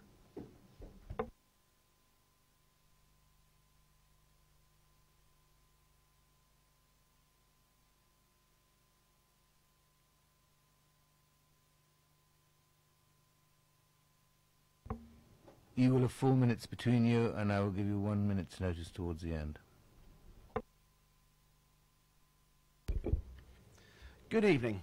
I'm Gary Martin, one of the owners of the Red House. This application has been made with the objective of refurbishing and protecting this historic building. It has served as a public house for nearly 400 years. As you're aware, the application is in front of you with no objections from the official consultees other than Councillor Watts. Unfortunately, he was unable to avail himself of the opportunities to discuss the application with me before raising his objections, and his comments are not strictly accurate. Similarly, there have been public objections based around concerns such as excavation, drainage and stability. These have either been answered or are detailed matters for building control. There have been an unusually large number of positive public responses received during the consultation process. It is rare for people to do anything other than object to applications, and this volume of positive responses clearly demonstrates the overwhelming level of support for our proposals. There is an objection from the immediate neighbours to a loss of light into the bedroom window of number 17. However, it is important to note that this is a second window into the bedroom. There is a further window into this bedroom in the rear elevation, as well as 2 other windows into the south-facing front elevation of the house, one of which provides light to the living room, none of which are impacted by the new building. Also, the new building is approximately 1.3 metres away from number 17. Therefore, the secondary bedroom will still benefit from some natural light. The open nature of the current car park means it is used extensively by non-customers. The new location of the car park will discourage this and enable us to control the parking far better. There will also be a direct route between the pub and garden without the need to cross the car park, a vast improvement on the current arrangement. After detailed correspondence with the highways officer, comments made regarding parking and highway concerns have been dealt with, and there is no objection from the highways. We are proposing to carry out significant refurbishment work to the Red House, creating a dedicated customer entrance at the rear to provide a full disabled access and toilet, something we do not currently have, updating the commercial kitchen so that it will conform to modern standards, rewiring, replumbing, refurbishment of the windows, doors and extremely tired exterior and interior, so the Red House is ready to face the next 400 years. We have availed ourselves of the opinion and advice of all council planning experts, as well as numerous independent advisors, to produce a carefully thought out proposal that makes the best use of the space available to us and enables us to carry out desperately needed work to this historic building, saving it from potentially becoming yet another sad pub closure in Whitchurch, with a planned spend of £300,000 to £400,000 on its refurbishment. 1 minute. Partly achieved by the funds generated from the new houses. We have achieved wide support for the plans in the local community, of providing much needed housing in the town and preserving our historic building, while enhancing and restoring the street scene to something similar to years gone by. All expert planning consultees have registered no objection. We have satisfied all planning guidelines, and I hope the committee agrees and grants approval as recommended, so we can move forward with the next chapter in the history of the Red House. Thank you. Thank you, Mr. Martin. Members, any questions? Councillor.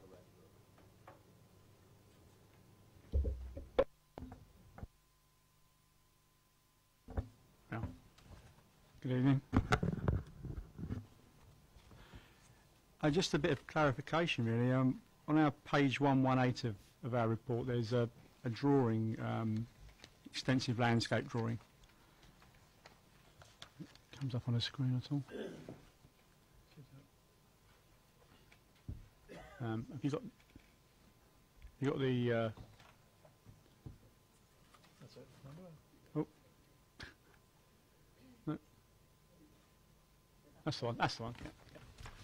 Yeah, I know. We noticed from our site visit on Friday, you've got, as it stands at the moment, there's pretty steep steps and very steep path. Is there any disabled access within this new landscape garden up at all? Anything at all? No, we have no. Sorry, Take two. We have no disabled access currently. There are only steps to the garden. The pathway is unsuitable for wheelchairs, and then when you get to the top, there is another step at the very top anyway. And we are putting in a disabled access in the new toilet block area, or the main customer entrance, which will give us a disabled toilet, which we don't currently have, and full disabled access through the whole building.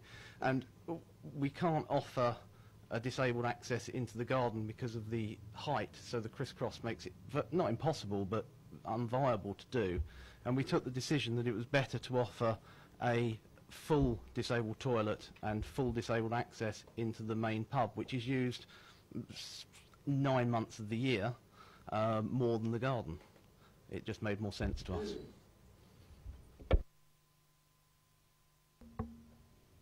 Councillor. Thank you.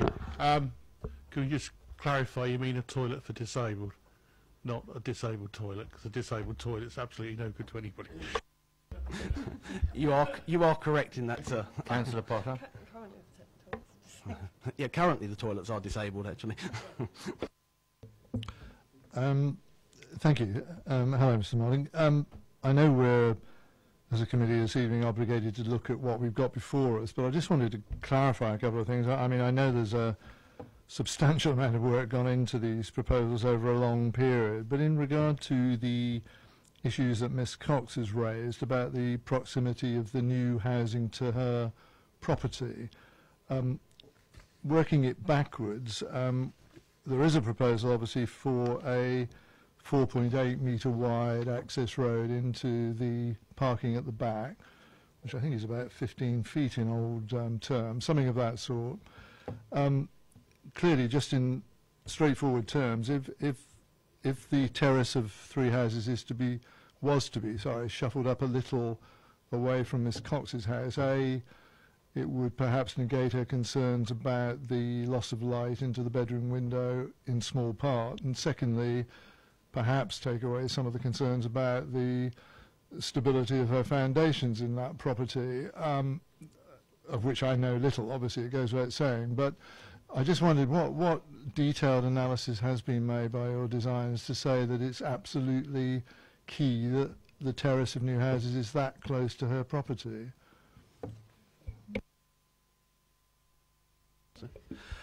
On that note, we came up with various different designs over a long consultation period, 2 years in fact.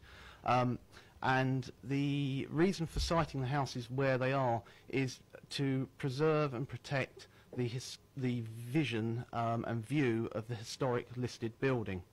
The conservation officer and all the planning consultants, in fairness, were minded that it should be that way round.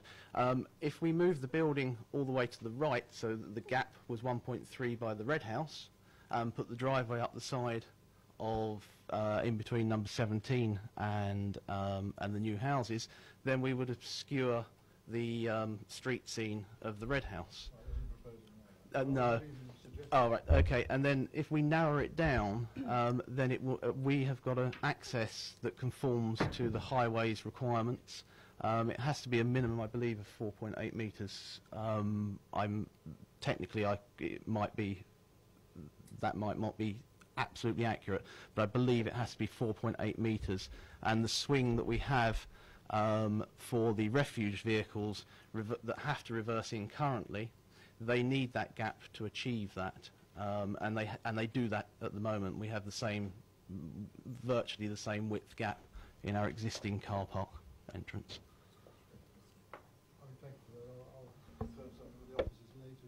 Right, excellent. Any other questions, members? Councillor Tucker.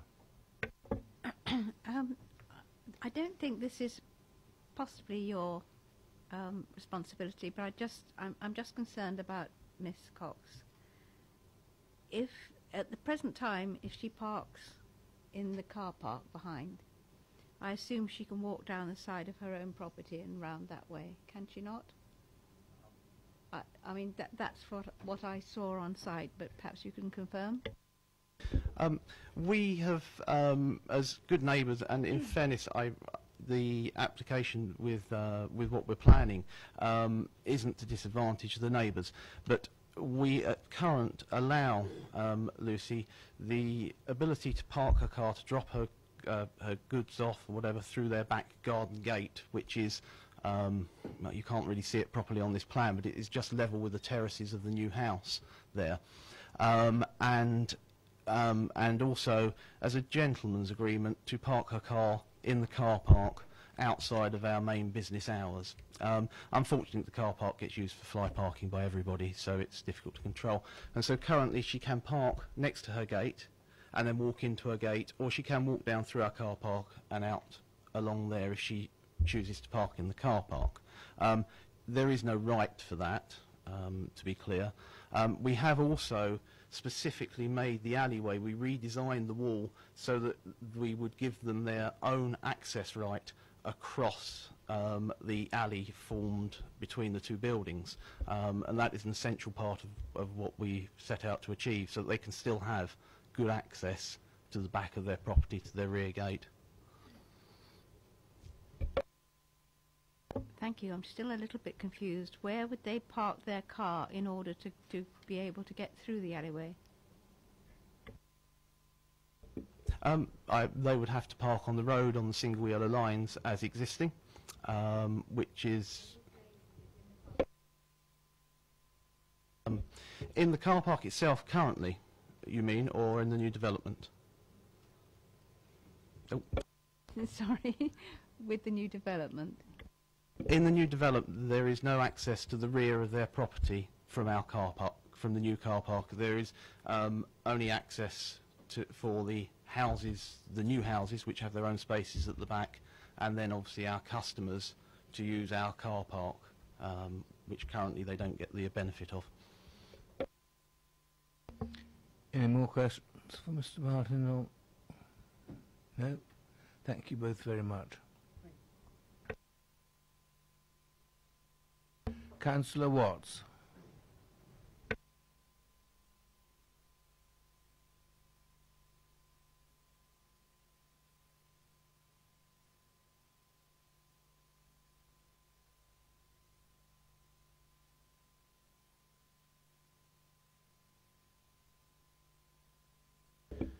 You Thank have you, 4 Chairman. minutes, Councillor, and I'll give you a minute's notice.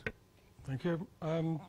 Thank you, Councillor Potter, for, I think, putting his finger on the nub of this issue. But I'll go through my prepared words to begin with, and then we'll get back to the answer to the question, why would they put it there when they could put it at the other end? I must make it clear that I'm in favour of the proposed improvements to the listed building, and that if there were a separate planning application, I'd be here to support it. I'm not against housing on the site, only on to this specific plan. At the top of page 99 in the officer's report, you'll see, I quote, this is the officer's report, the proposed new dwellings would be located in close proximity to the adjoining neighbouring property to the west, Acacia Cottage, which would be located approximately 1.3 metres away from the westernmost dwelling of the proposed terrace. And, I quote, given the distance between the proposed dwellings and this neighbouring property, it is considered that this element of the proposal would have an adverse impact on this neighbour, particularly in terms of an overbearing effect, still the officer's report, and will result in a loss of light and outlook to this neighbour, and specifically the eastern-facing first-floor window.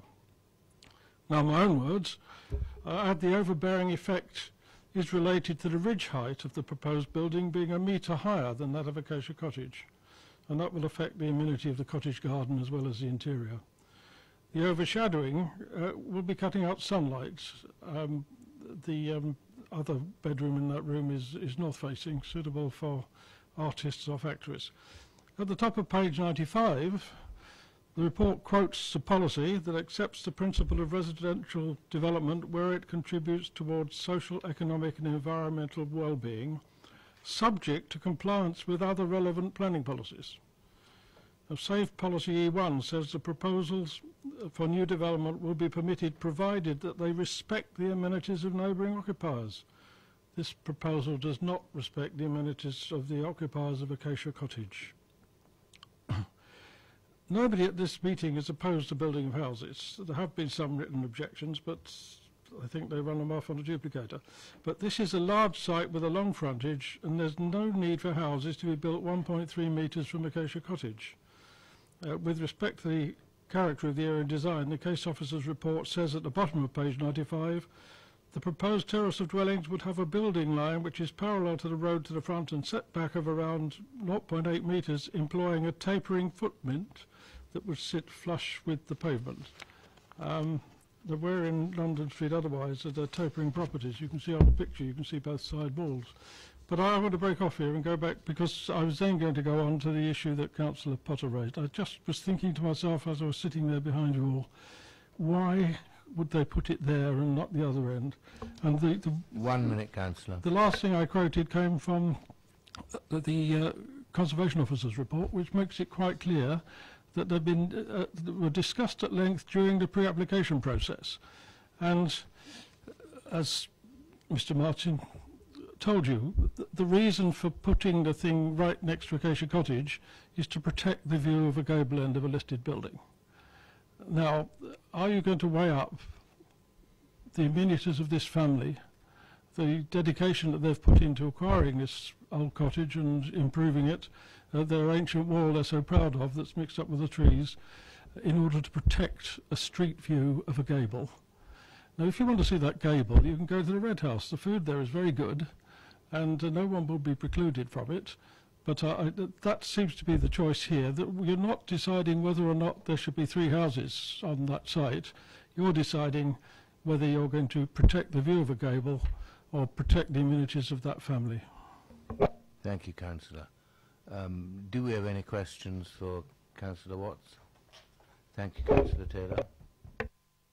Yes, I wasn't on the viewing. Could you just confirm to me, therefore, that that's the end that would be, if we move these three houses along, that's the end that would be closest to the three houses? Yes, if it is 1.3 metres, there'd be 1.3 metres from that. It's a beautiful site. My house looks much better. Any more questions for Councillor Watts? Okay, thank you, Councillor, very much. Members, we move to questions to officers next. Councillor Potter. I mean, unsurprisingly, Chairman, if I may, it's simply around the issue that I was speculating about, and that's the width of the access road, you know, to the public house car park, etc. And contrary to what Councillor Watts may have understood, I mean, my proposition, not that I'm in a position to make such a proposition really, but isn't to move the whole terrace of 3 up to being adjacent to the gable end of the pub. I can see good reason, to be frank, for the access to be where it is and the whole layout to be as it is, which we saw on the viewing. I'm not talking about anything as substantial as that. I'm merely saying, having regard to what Ms Cox was saying, and I think what Councillor Watts is endorsing, does the terrace need to be quite so close to Acacia Cottage? Does it have some flexibility in design that would allow the access road to be perhaps 4 metres wide as against 4.8, giving that sort of additional benefit to Miss Cox and her family, and would take away some of the concern that they have about the substantial or insubstantial nature of the foundations of her property, none of which I know about, as I said, but it's merely around that area that I was talking about, nothing more fundamental than that, and I just wanted observations on that from the experts, if I may, Chairman. Yeah, if I can just comment quickly, obviously, effectively you are assessing the proposal that is in front of you. In terms of the position of the houses, as the applicant spoke, there has been many years of pre-application discussion with regards to the siting, and certainly there is a stipulation, obviously, as well in terms of the sort of the minimum access required in terms of highways. But certainly in this instance, obviously, it's looking at the application in its current form, and obviously the planning balance as to the acceptability of the application. I believe the highways officer is going to comment as well. From a technical point of view, Councillor, yes, you could narrow the access marginally to allow access just for cars. The tracking diagrams that have been provided, though, are presently demonstrating that with the width as shown, that delivery vehicles could actually access the proposed car park and actually drive off London Road and into the site. If you narrow the access, that wouldn't be possible, so you'd be looking at more large vehicles stopping on the carriageway. I mean, I won't pursue this point to exhaustion, I'll be relieved to hear, but really, even in regard to a delivery lorry, I mean, we're here talking about a 15 feet wide access road. I mean, I'm no expert, and the highway officer clearly is in this regard, but what are we really saying? I mean, do we need a 15-foot wide road for a delivery vehicle? Is that what we're saying? Simply yes. If the diagrams I can just pass down the table if you want to look. I mean, the margin of safety is minimal as it is. If you narrow the access further, then it would be extremely difficult, if not impossible, for large vehicles to get into the site. Councillor Tucker. Thank you, Mr. Chairman. Could I ask regarding pre-app discussions and things like that? Do building control become involved with that, with regard to the concern of next-door neighbours, etc.? No, unfortunately not. Obviously, the the pre-app for the planning side of things will deal with the planning issues of that nature. Clearly, later in the process will come obviously the building regulation side of things, so they wouldn't necessarily get involved, or haven't in this case, in the pre-planning side of things. Sorry, can I just carry on? Sorry, when you said later on, does that mean when the actual application has come in or before the application has come in? I think it's effectively, if planning permission is granted, then there's a requirement to secure building regulations under a separate regulation at a later stage, so it would come after only if planning permission was granted. Any more questions for officers? Councillor Westbrook. Thank you, Chair. Can you go back to the proposed street scene one, please, with the roofs? I'm looking at the height of the roofs of the new builds. I consider some accommodation in the roof, but 17 London Street, which is the small one, obviously drops down from the other houses. That one looks to me they're very similar to the height on the other side. Is there any reason that first property couldn't be reduced slightly in height to accommodate or allow more light into the end of that, so at least it was where it adjoins, it wasn't so overpowering? Again, I think it comes down to obviously, firstly, the fact that the scheme, obviously the scheme in front of you is the one that you have to assess. I mean, I would suggest in terms of if you were to lower the ridge height of that property, that in itself potentially may be less less characteristic of this area in terms of what this new terrace is trying to achieve. And similarly, the reduction in that ridge height in itself, that wouldn't necessarily result in a greater deal of light to that window, for example. So it may not overcome that concern. Anyone else? Questions? Councillor Bound. Yeah, just one. Was there any assessment of the shading to Acacia Cottage into the garden with these houses in this position? There hasn't been a formal plan submitted to show that shading. The officer recommendation and consideration of the application has taken into account the position and proximity of those dwellings in relation to that neighbouring property, and as the report mentions, whilst there will be an impact upon that neighbour, again in terms of the planning balance, it's considered that impact in itself is not so sufficiently harmful to warrant a refusal of the application. Right. Any more questions? No? Let us move to debate. Did anybody wish to make a comment, members? Councillor Tomlin.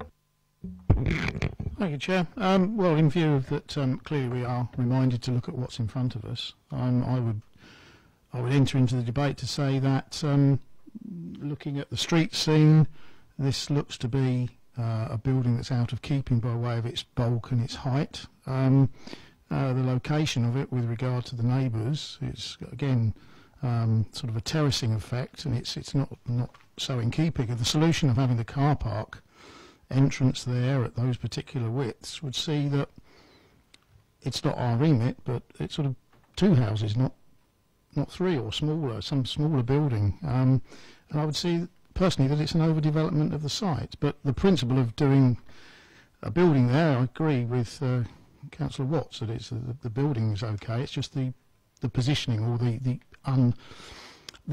ill at ease it is with its neighbour. So that's my 5 pennyworth to debate. Thank you, Councillor Tomlin. Anyone else?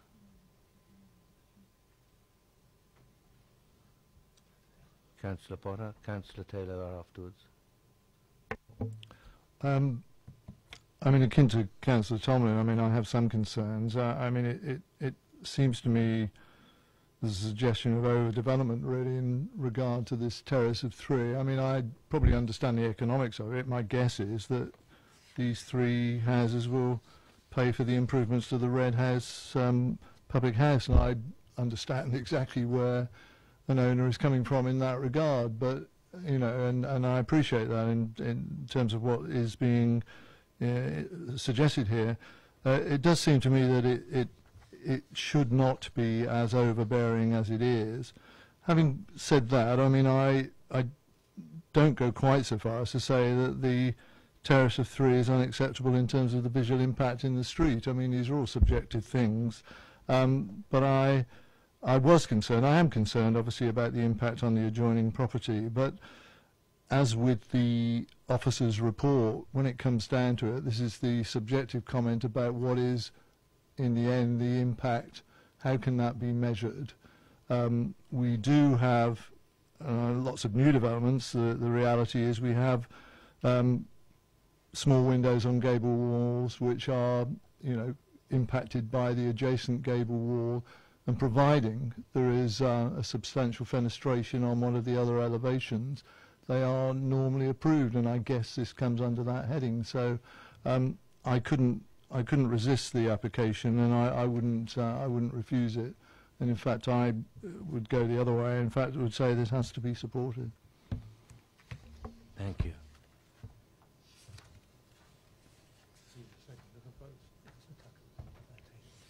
Councillor Taylor, you wanted to speak.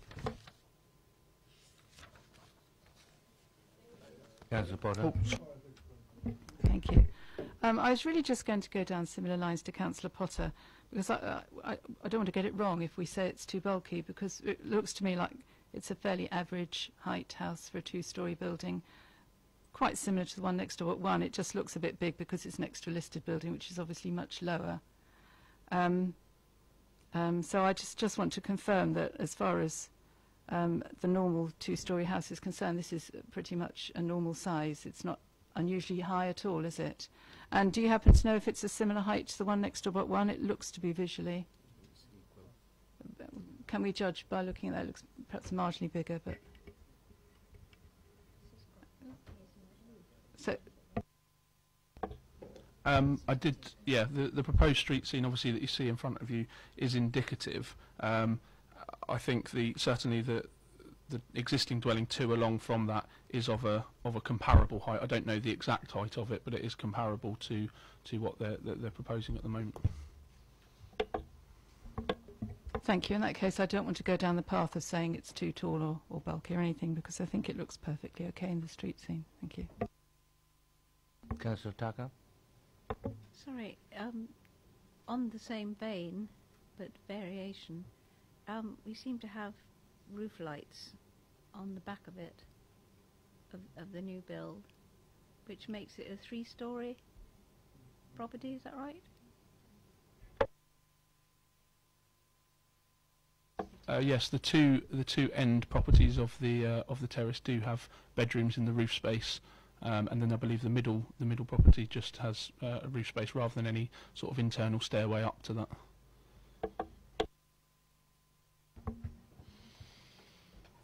Councillor Bound. Yeah, thank you, Chair. I tend to go along with the thoughts, some of the thoughts of Councillor Tomlin on this, but I agree with Councillor Taylor that I think if you look at the street scene, it doesn't, to my mind, it's not out of keeping with the street scene. But I just can't go along with reason for approval 6, which I just don't think bears any relation to what is being proposed here. So I couldn't go along with supporting this application. Any more comments or views?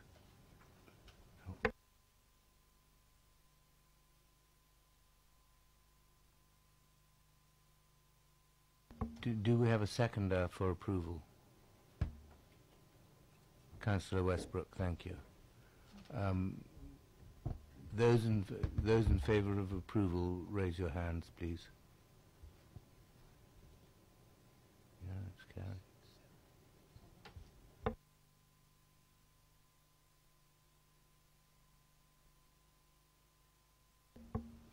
It's therefore carried. Officer, would you do the conditions? Thank you, Chair. The application has been approved, subject to conditions and the entering into a legal agreement as detailed within the main agenda report.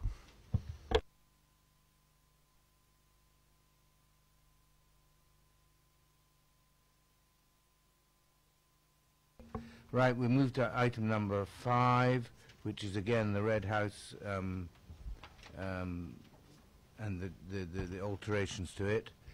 I have got to speak Councillor Watts again, I think. Yes, Councillor. He's with. Right. Okay. We go straight to questions for officers, please. Do we have any questions for officers? Councillor Westbrook. Yeah, some more than that. I guess this is on the internal side of the building. There's a pretty dodgy-looking hole right by the door when we went in to view the other day. And I guess that's going to change.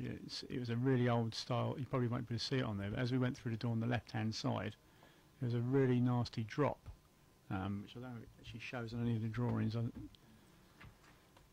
Other members that were there will probably verify that, what we saw. So I just wondered if that was going to be changed, being such an old building and a lot of the features are going to be kept. It just, well, we nearly fell down it actually. So. Yes, I mean, I think the on page 136 of 168 that indicates the proposed layout, proposed internal layout, and certainly I would expect that the sort of the kitchen extension and works to that would look to remedy that existing situation. Any more questions? Then we can move to debate. Councillor Leeks. Move the recommendation, Chairman. Thank you. Seconder? Seconded. Those in favour, raise your hands. Unanimous. There's no abstentions and no against. Thank you. The motion is carried. Peter, would you do the conditions? Thank you, Chair. The application for listed building consent has been granted, subject to the conditions as contained within the main agenda report. Right, we now move to item number 6, which is 69A, the Street Old Basing. And I have to speak Mr. Offord, again as an objector, and in support Mr. Nardi and Mr. Stratton. And the officer presenting is Peter Tanner. Thank you. Thank you, Chairman. The proposal is for the erection of a new pitched roof with dormer windows and roof lights, the conversion of the existing first floor flats, and in total to form 5 new flat accommodations. The proposal is recommended for approval subject to the conditions listed at the report, and there are no additional update to report other than the notes of the viewing panel. Thank you, Peter. Right, Mr. Orford.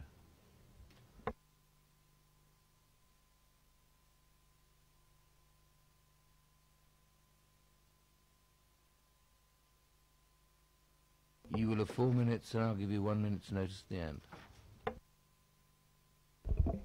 Thank you, Mr. Chairman. My property lies directly opposite the proposed development, and the existing office windows on the first floor look directly onto my first floor bedrooms. Therefore, the proposed dormer windows to be fitted to the roof extension will look down onto my property, thereby overlooking and causing me a loss of privacy. The height of the proposed roof line being at the same height as the chimneys of the adjacent terrace of houses will dominate the street. Secondly, the proposed meagre parking arrangements for the occupants of the flats will entail the people employed in the 3 units below, approximately 9 people, to be parking in front of the units, leaving customers to park on the road in front of my property, making the exit of my drive even more hazardous onto a busy road than it is at the moment.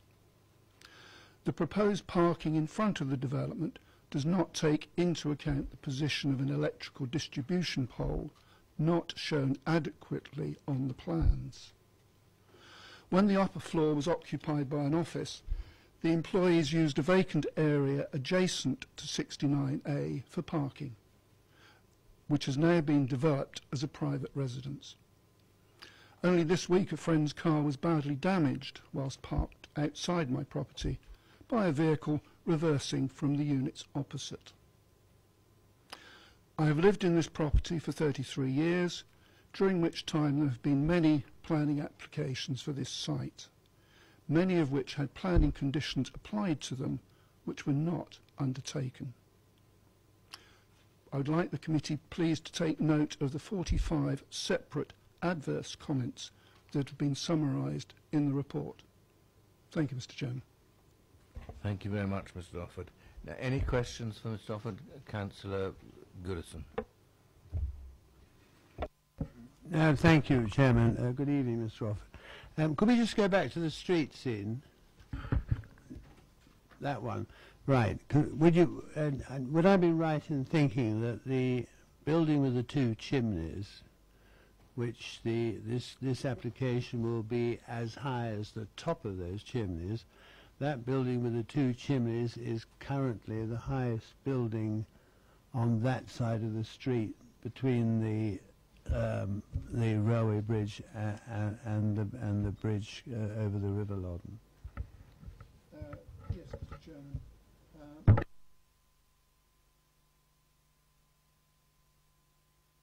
Your light? Sorry, I thought I'd pressed it. The height of this application, the new building will be the roof height will be the height of the top of those chimneys. So just supplementary, I didn't quite answer the question. I was hoping you would agree that the building with the two chimneys on is currently the highest building in the street at the moment. Yes, I would agree with Councillor Godson on that. Thank you. Councillor Potter? Hello, Mr. Offord. Sorry, can I just confirm, I know you live opposite the proposed development. Is that number 58A, is that right? Okay. Just a couple of related things. I mean, trying to remember back, I mean, firstly, I think your property is in a sort of fairly elevated position, isn't it? It rises up to your property. And secondly, would I be right in saying that it's about 40 metres away? I mean, would that be the sort of distance we're talking across the street and up to the front elevation of your house, about 40 metres? Would that be right? Not very good, Mr. Chairman, judging distance. The access of my drive you see on the right of that picture there in front of you. The front part of my house is slightly behind the houses that you see in that picture on the right-hand side. I would say it's a lot less than 40 metres. And we can help with that. Yeah, just page 145 of 168 of the officer's report. I think I measured the properties to the east beyond the highway at 25 metres from the application site.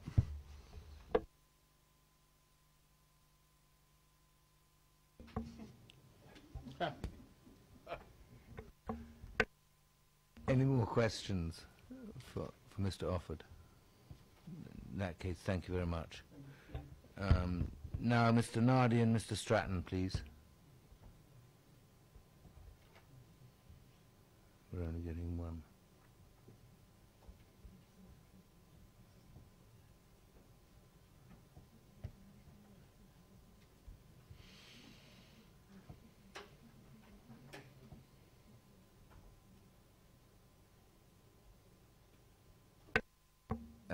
Are you Mr. Nardi or Mr. Stratton? Mr. Nardi, sorry. You're Mr. Nardi, good. You will have 4 minutes, and I'll give you a minute's notice at the end, and you press the long bar on the black bar on the thing. Again. My name is Lawrence Nardi. I'm agent for this application. Thank you for this opportunity to make a representation. This is the second application following withdrawal of the first and extensive discussions with various council officers.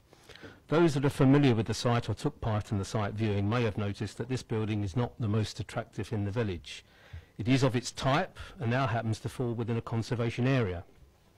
It is intended to convert a first floor suite of portioned offices not generally fit for modern purposes. The committee will be aware that the government have introduced measures supporting conversion of vacant commercial premises. It is my belief that the village area of Old Basing is in need of additional smaller dwellings. The proposal is for 5 one-bedroom flats. In my opinion, the existing parapets with flat roof beyond are unfortunate. The proposal is to replace it with a pitched roof containing dormer windows and roof lights. In order for it to be in keeping with the conservation area, plain tiles are recommended. Plain tiles need to be laid at a minimum angle of 35 degrees, and given the existing depth of the building, this will naturally determine the height. This is somewhat higher than the adjacent plain tiled roofs, as was previously discussed. However, it fits in with the area that contains no overriding architectural theme. The planning officer contends that due to the raised level of properties to the east, which were previously discussed, the proposal will be of a comparable height to those. There are existing 3-storey structures within the street, notably a thatched property on the corner of Milking Pen Lane and the street, which I would stress is probably higher than this one, and as a terrace further down, amongst others. The officers do not consider overlooking to be an issue, as the separation between dwellings exceeds the required 20 metres.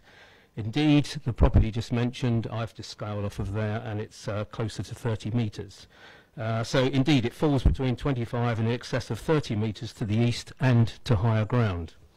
Looking from the proposed roof lights to the west, just the properties would be visible and no amenity space. Concern has been expressed about loss of business if work were to be carried out. This is not a planning issue and would apply anyway if repair work were required either to the roof or the tile hanging. The existing parking arrangements have been in place for a considerable time. It should be noted that parking provision as agreed within leases is a private matter. Surely each tenant leased their properties with knowledge of the existing parking restrictions and their staff-client arrangements. An area to the rear has always been allocated to the first floor offices. It is intended to utilise the same area to provide parking for the flats. The number of spaces for the former offices equates with the proposed flats. In addition, long and short-term bicycle facilities and refuse recycling storage will be contained in this area for the flats. 1 minute to go. Thank you. As a result of discussions with the highway officer, the remaining resultant parking arrangements would be formally allocated. The highway officer views the resultant scheme as a clarification of existing parking issues and will provide more safety. Furthermore, a visibility display will be properly maintained. The request for environmental health and noise impact assessment was commissioned, and the council officer has raised no objections subject to conditions. In conclusion, there are no issues with planning officers concerning design, height, bulk or overlooking. The highway and environmental health officers have approved the latest proposal subject to conditions. The scheme has been revised following extensive consultation to alleviate any possible impact on neighbouring properties. It complies with all the guidelines. Once again, I thank you for this opportunity to speak and hope you are able to approve the scheme. Thank you, Mr. Nardi. Any questions for Mr. Nardi? No? Thank you so very much. Councillor Goodison, do you want to speak now as the ward councillor, or do you want to speak later? I'm happy to speak now if that's what you'd like me to do. Well, whichever you like. Yeah. No, I'll speak now. Thank you very much. Right. I'll be as brief as I can. The parish council are not opposed to the residential development of the upstairs of this building. They are opposed to its height. I mean, they feel that 3 flats would allow the height of the building to be more commensurate with the one next door. It's the fact that they want 5 that's pushing it up higher. But the parish council are not opposed to residential use of this building, and basically I support their position. I would just make three very brief comments, if I may. Reasons for approval. The proposed development preserves and enhances the character of the conservation area. Comment by the conservation officer, objection, recommend refusal. Secondly, the proposed development would be of appropriate design and relate to surrounding development a sympathetic matter, and as such complies. The Parish Council would not disagree with that, other than the fact that they do feel that it's unnecessarily bulky in its current form and could be brought down to a more acceptable height. 3, the proposed development is appropriate in design terms, would neither dominate or compete with the host building. A strange statement considering the proposed development sits on top of the host building. So that basically is the position of the Parish Council. We don't object on parking grounds. We think the parking is reasonable in the circumstances. We're not opposed to residential development there. We feel 3 flats would be more appropriate. We feel it does impose on the street scene unnecessarily. I don't wish myself to propose refusal. I'm very happy to listen to what everybody else has got to say. Thank you. Thank you, Councillor Goodison. Does anybody want to ask him some questions? No? Right, we'll move to questions to officers. Councillor Potter, did you want, and followed by Councillor Tomlin? Only in terms of the question, I know Mr. Nardi made reference to this, and it would be my understanding as well, in terms of the provisions of the conservation area and the plain tiles that will be used on this roof. I mean, my understanding is that we are talking about a minimum pitch of 35 degrees, so one thing follows another really. If you're using plain tiles, that's the minimum pitch. De facto, that's the reason the roof is the pitch and the height that it is, I guess. Is that right? Yeah, that's correct. Councillor. Just comment on that. Yes. With respect, Councillor Potter, the reason the ridge height is as it is because they want 5 flats rather than 3. If they had 3, then the whole thing could be brought down level with the building next door. It's the 2 flats, it needs a higher roof because 2 of the flats are up in the roof. Thank you. Councillor Tomlin. Thank you, Chair. Just some clarification on the rear elevation. The dormer there with what looks like a door, is that a fire escape? There's nothing. And will there be, if so, metal work outside or a ladder of some sort? No, the provision of the rear dormer is to facilitate the staircase up to the flats above in the roof space. There isn't any additional proposed external works in terms of fire escapes and things like that, and obviously those regulations would be dealt with separately at the building regulation stage if required. But it wouldn't then facilitate a new, metal staircase or something like that. Anyone else? No? Right.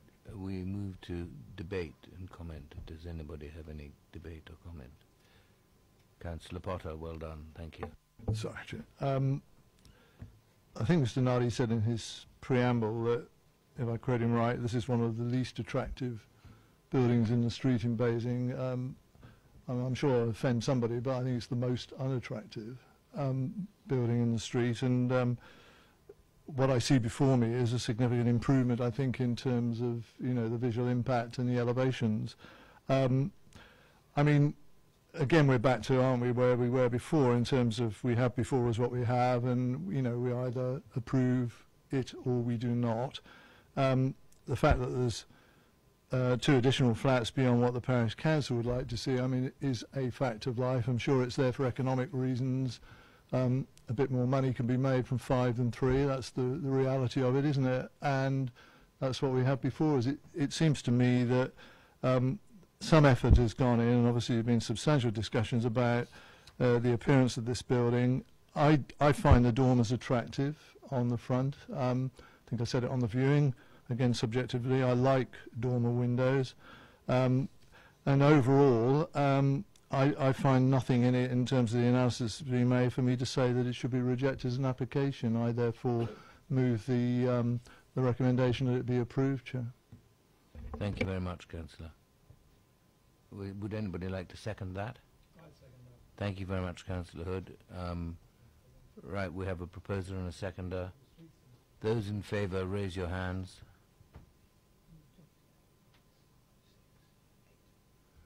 Those abstaining? And those against? One of each. Right, the motion is carried, and Peter Tanner will give us the conditions.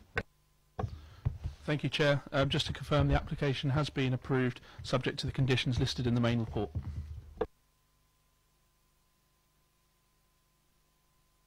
Next, we move to item 7, which is land at 7 Laurel Close, Oakley, and is a tree. And I have an objector in the form of Mrs.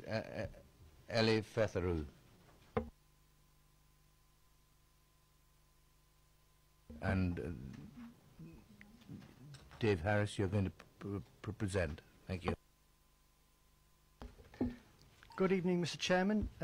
This report seeks to confirm a tree preservation order on a copper beech tree located adjacent to 7 Laurel Close in Oakley. Viewing panel have visited the site. I'm happy to take questions as necessary from the Development Control Committee. Thank you. Right. Mrs. Elliott,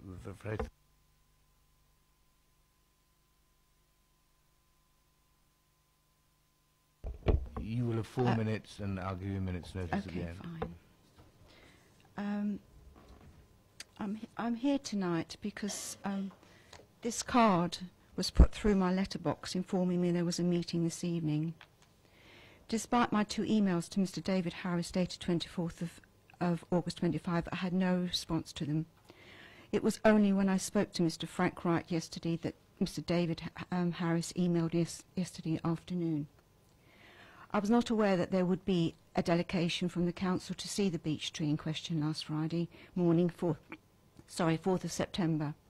There was a spokesman from the council talking to them, but not one person had a look near the tree or its surrounding area to see how the beech tree affects its surrounding area, or if they were aware of the pump and underground sewage pipes that are under the beech tree. I wrote to Mr. Frank Wright on the 1st of September, which I had delivered to him, requesting him to reverse the decision to place a TPO on the beech tree. I went into detail as to my response for my request. I also gave him photographs and letters from the residents surrounding the beech tree, i.e. they're here, from the Rachel and Lee Childs and Michelle Taylor and Graham Hewitt opposing the TPOs. Why has Mr. David Harris not included them in tonight's report? This can be found under 9.3. The photographs you have been given are far away from the tree, and only one if the photographs I gave you to Mr. Frank Wright has been used. Up to the 20th of August 2015, the pipe was privately owned by Laurel Close residents. On that day, Southern Water adopted the pump and sewage pumps underground. I rang Mr. David Harris and told him that the engineers were changing the electrical circuits. Southern Water was obviously not aware that the beech tree had a TPO. Mr. David Harris had been waiting for over 5 months to hear from Southern Water, confirming from Southern Water is the confirmation he has received from Mr. James of Southern Water, verbal or written. In my letter to Mr. David Harris, dated the 3rd of June, I wrote, and I'm actually quoting from what I wrote, I spoke to Mr. Edward James this week, who has made no provision that the underground work will impact greatly on the roots of the beech tree. Mr. James confirmed to me that construction work will infringe on the roots of the beech tree, and also had no idea how the roots of the beech tree have affected the pipes already underground. Mr. James' attitude was that if there are problems in the future, then the problems can be dealt with then. I would point out that Mr. James is not a private pumping coordinator and not an engineer. I would also point out Southern Water's record speaks for itself. Now that they're taken over, I have today printed this report this afternoon from the website, which you could all see, and I've got it here, and these are just of the things that I have pulled out.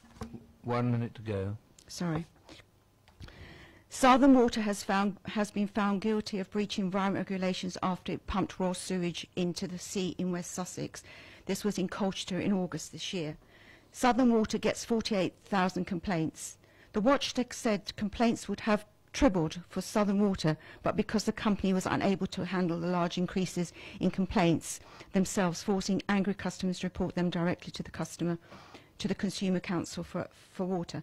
I spoke to Mr. Luke Hams of Southern Water technical team this Monday, 7th of September, and he confirmed to me that the only time that Southern Water will investigate if there is a blockage or odour. The council have expressed no concerns with regard to the proximity of the beech tree to the 4 surrounding houses. It is literally 27 feet from my house. Mr. David Harris informed me that if the roots of the beech tree cause any damage to the adjoining houses, I'm responsible. Bring it to a close, please. You want me to stop? I want you to finish it off. It's just a couple of paragraphs. Well, no, a sentence.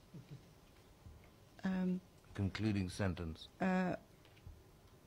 No one has any idea about the beech tree trip lines and root locations or subsoil, and also what effects the roots of the tree have caused the underground pipes or will do in the future.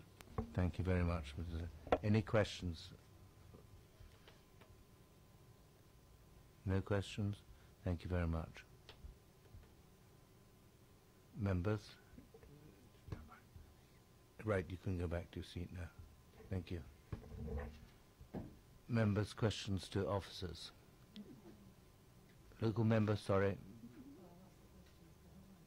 Do you want to ask? Thank you. I would like to ask questions first, please. Excellent, right. Thank you. I have to confess I was a bit wrong-footed on this one because I read the report and it appeared that there was only one person who had a problem with this tree.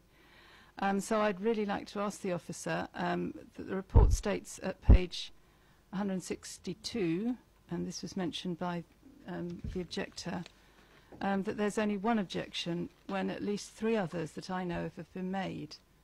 How has this come about? Thank you, Chairman. I'm only aware of one objection. If there are others that haven't been represented, that could be an error or omission on my behalf, but I have not got any other correspondence, email or otherwise, to confirm that there are more objections. I've got copies of them here. The first one is from 2 people who live at 7A Laurel Close. It's addressed to Frank Wright, Senior Tree Officer. The other one is a formal letter to the Council, 10 Laurel Close. And there's one here from Graham Hewitt from the Vale. So they've all been received and they're all objecting to the tree preservation order being imposed on this tree. Thank you. Can I just ask, Chairman, what the dates are on the letters? 1st of September 2014, 2nd of September. Yeah, they're all in September 2014 when it was first proposed to put a tree preservation order on it. Thank you, Chairman. This tree has actually been subject to 2 tree preservation orders. The first one I placed on the tree in June-ish last year, 2014. Because of some concerns that I had about the health and condition of the tree, I actually asked whether we could allow the first tree preservation order to lapse and then re-serve a second tree preservation order to give me a chance to see the tree through 4 seasons, basically. So whilst I would take completely the fact that we appear to have 3 letters concerning the first tree preservation order. I have not considered them with regard to the second tree preservation order. Same tree, different tree preservation order number. I wonder whether I could help clarify that in some other way, but that's the best I can offer, I'm afraid, Chairman. Well, a TPO is a TPO and it hasn't changed. I mean, it's not like planning where there might be amended plans and therefore you ask for more opinions. TPO, same tree. Do people have to keep saying no to it? As I understand it, actually, yes. I did ask that question, and I did get a second raft, if you like, of the residents confirming that they wanted to see the tree retained. So perhaps I should have gone back and checked with the previous objectors to see whether they wanted to object to the second one.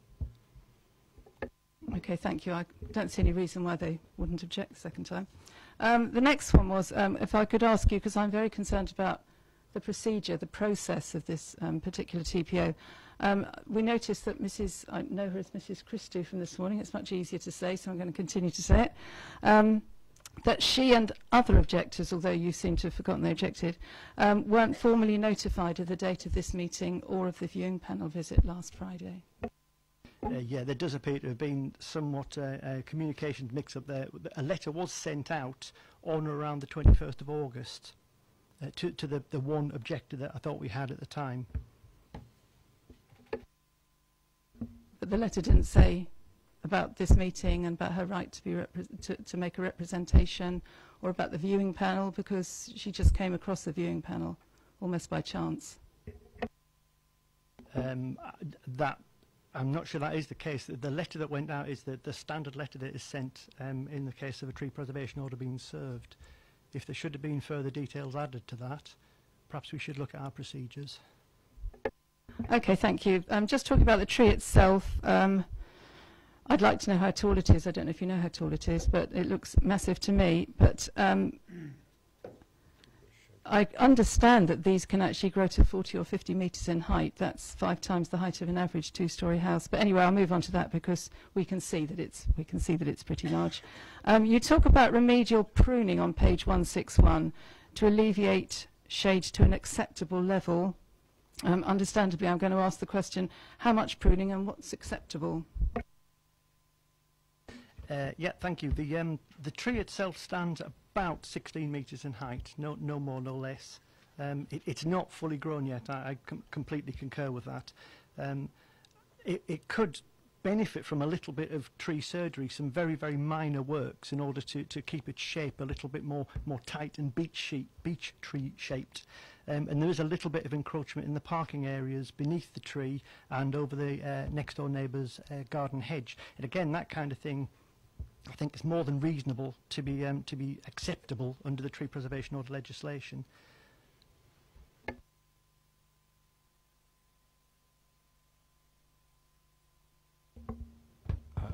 I'm not very happy with this. And I think we ought to. I would propose that we defer it and find out what's been going on and who's got the right notices and not got the right notices. Councillor Taylor. Yeah. Could I propose slightly more than that? Because often if we defer it, we've just got till next month. And I think, these people need to have time to really look at what they've got to do and what they haven't got to do and what the rules and regulations are. I prefer, and I know the tree officer went to approve of this, and to ask for another 6-month temporary order put on it to give them proper time to get their act together and really decide how to go forward. Well, I'm perfectly happy with that if I'm allowed to give it. What's the general fee? We just got to find.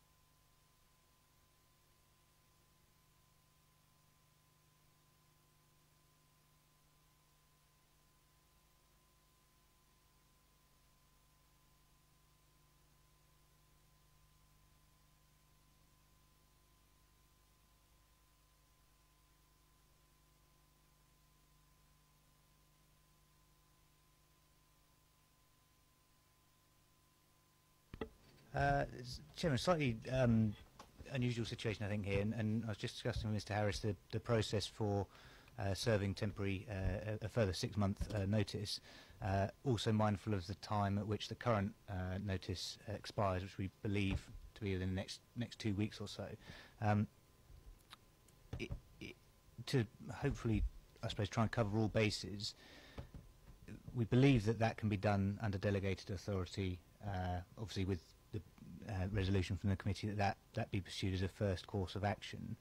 But if it transpired that for whatever reason there's an issue that can't be achieved, for whatever reason, in terms of the delegation, that we would in any case bring this matter back to the next committee in a month's time. Now I appreciate that would leave sort of residents in a position of not knowing the precise detail, but I'm just slightly hesitant, if you like, to take away a resolution simply to serve another one without being absolutely certain that can be done, given the history of what's been served on there in the past. So I suppose the resolution would be that is looked at as the first proposed action, but if there's a reason why that cannot be achieved, that in any case this item comes back to the following committee. So effectively members still have the overall control of that, and that effectively that first action could be carried out in consultation with the local ward members and committee chairman. Councillor Taylor. I don't particularly mind the process, as long as we don't have to make a decision to grant a TPO tonight when we clearly don't feel that there's been due process and we haven't had proper public participation. So I mean, as long as if it comes back next month, we can defer again if we want to. I think the reason for bringing it back, would simply be if there was certainly it'd be before you to defer again if the committee so wish. But I suppose that my thought there is that it's more of a fallback position. If for some reason we can't serve the temporary one in between the two meetings, we would come back and inform the committee of that. So then the next decision, if you like, at that time could be made, which might be deferral again, with that additional information and having had the objections position clarified. Councillor Tucker. Sorry, I'm not jumping in again. No. I just wanted to check that if you're not sure whether it can, and you said it's likely to run out in 2 weeks' time. No, the reason I'm just questioning what happens if there's a gap between it running out and it coming back to us. You've got a tree that isn't protected or whatever. Can you see where I'm coming from? Thank you, Chairman. I think we can make sure that the two overlap and that the current emergency tree preservation order, which is protecting the beech tree, as that time expires, the new one can be ready to take over. So it will not remain unprotected for any period of time. I'm fairly sure nobody's going to nip in and chop it down in the interim anyway. So. Right. Are we all agreed then? Westbrook. I just asked that if this is going to come back, could there be a little bit more detail on the pumping station side? I mean, there's very little information in here. It's very, you know, I think there should be a little bit more discussion around that, possibly. Yeah. Okay. Happy to take those questions now. The pumping station is a very unique issue. Beneath the tree, there is a very, very small above-ground cabinet, which you can see on image number 2. And when I first noted that on my initial site visit, I actually thought it was a BT cabinet. But it turns out that beneath that little cabinet, there's actually a private packaged sewage pump, which is in the process of being handed over and taken over by Southern Water. Now, I've spoken to Southern Water. I've spoken to the engineer who's responsible for dealing with the handover of that pumping apparatus, he has assured me, and we've got this in an email from him, that there's no digging, there's no excavation of any sort needed in order for them to adopt this little package pumping station. And he's also assured me, I've got that in writing, that if there is any improvement to the underground infrastructure near the tree, he'll come and talk to us first, knowing that the tree is actually protected by a tree preservation order. Yes. Sorry to extend it, but if I could just ask you on that subject, because obviously the owner of the tree, who we believe is Mrs. Christou, she obviously wants to get rid of the tree because it's massive and it's overshadowing her house horribly. But she's effectively being told if this TPO is granted, she's effectively being told that she can't get rid of it. Is it also true, therefore, then, that any damage done by the roots of the tree, and she's very worried about those roots, to anybody else's house or to this pumping station, etc., will be her responsibility, despite the fact that she wants to take it down? In a word, yes. Whoever, and I must be honest, I don't actually know who owns the land on which the tree stands. There does appear to be a little bit of debate between the some of the nearby residents as to who owns the strip of land that has the beech tree growing on it. But any landowner is ultimately responsible for the tree on their land and what it may or may not do. The issue of root damage has been mentioned 2 or 3 times, and if I, as the serving officer, thought that there may well be a below ground problem with that tree, I wouldn't have served the tree preservation order on it in the first place. And as I say, talking to the guys from Southern Water, who are the below ground experts, they didn't see a problem with the tree and the tree root system in that location. But yes, I mean, anybody who owns a tree, regardless of where it's located, if they own the land on which the tree stands, they are responsible for any damage that the tree may or may not cause. As long as you say that tree's got to stay there, any damage that's done by it is her responsibility, even though the order is our responsibility as a council. That doesn't seem right to me. I mean, I obviously won't argue the case now because rules are rules, but it seems very wrong to me that that should be the case. And also I have other information about the spread of roots, but I'll save that for next time. Thank you.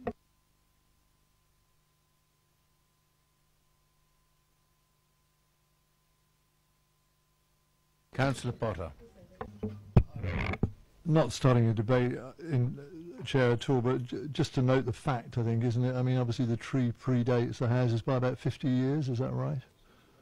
So when people bought the houses, they knew the tree was there. That would be right, wouldn't it? But they also knew that there was no TPO on it, so if it got too big, they could chop it down.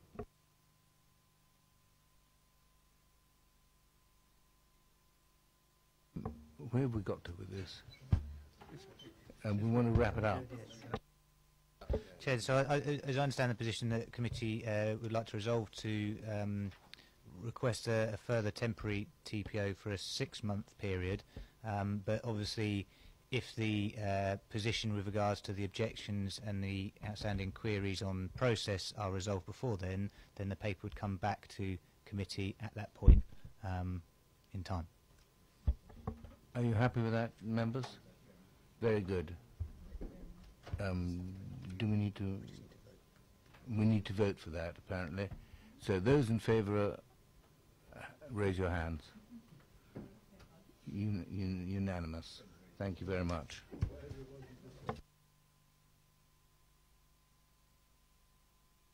Thank you all very much and good night.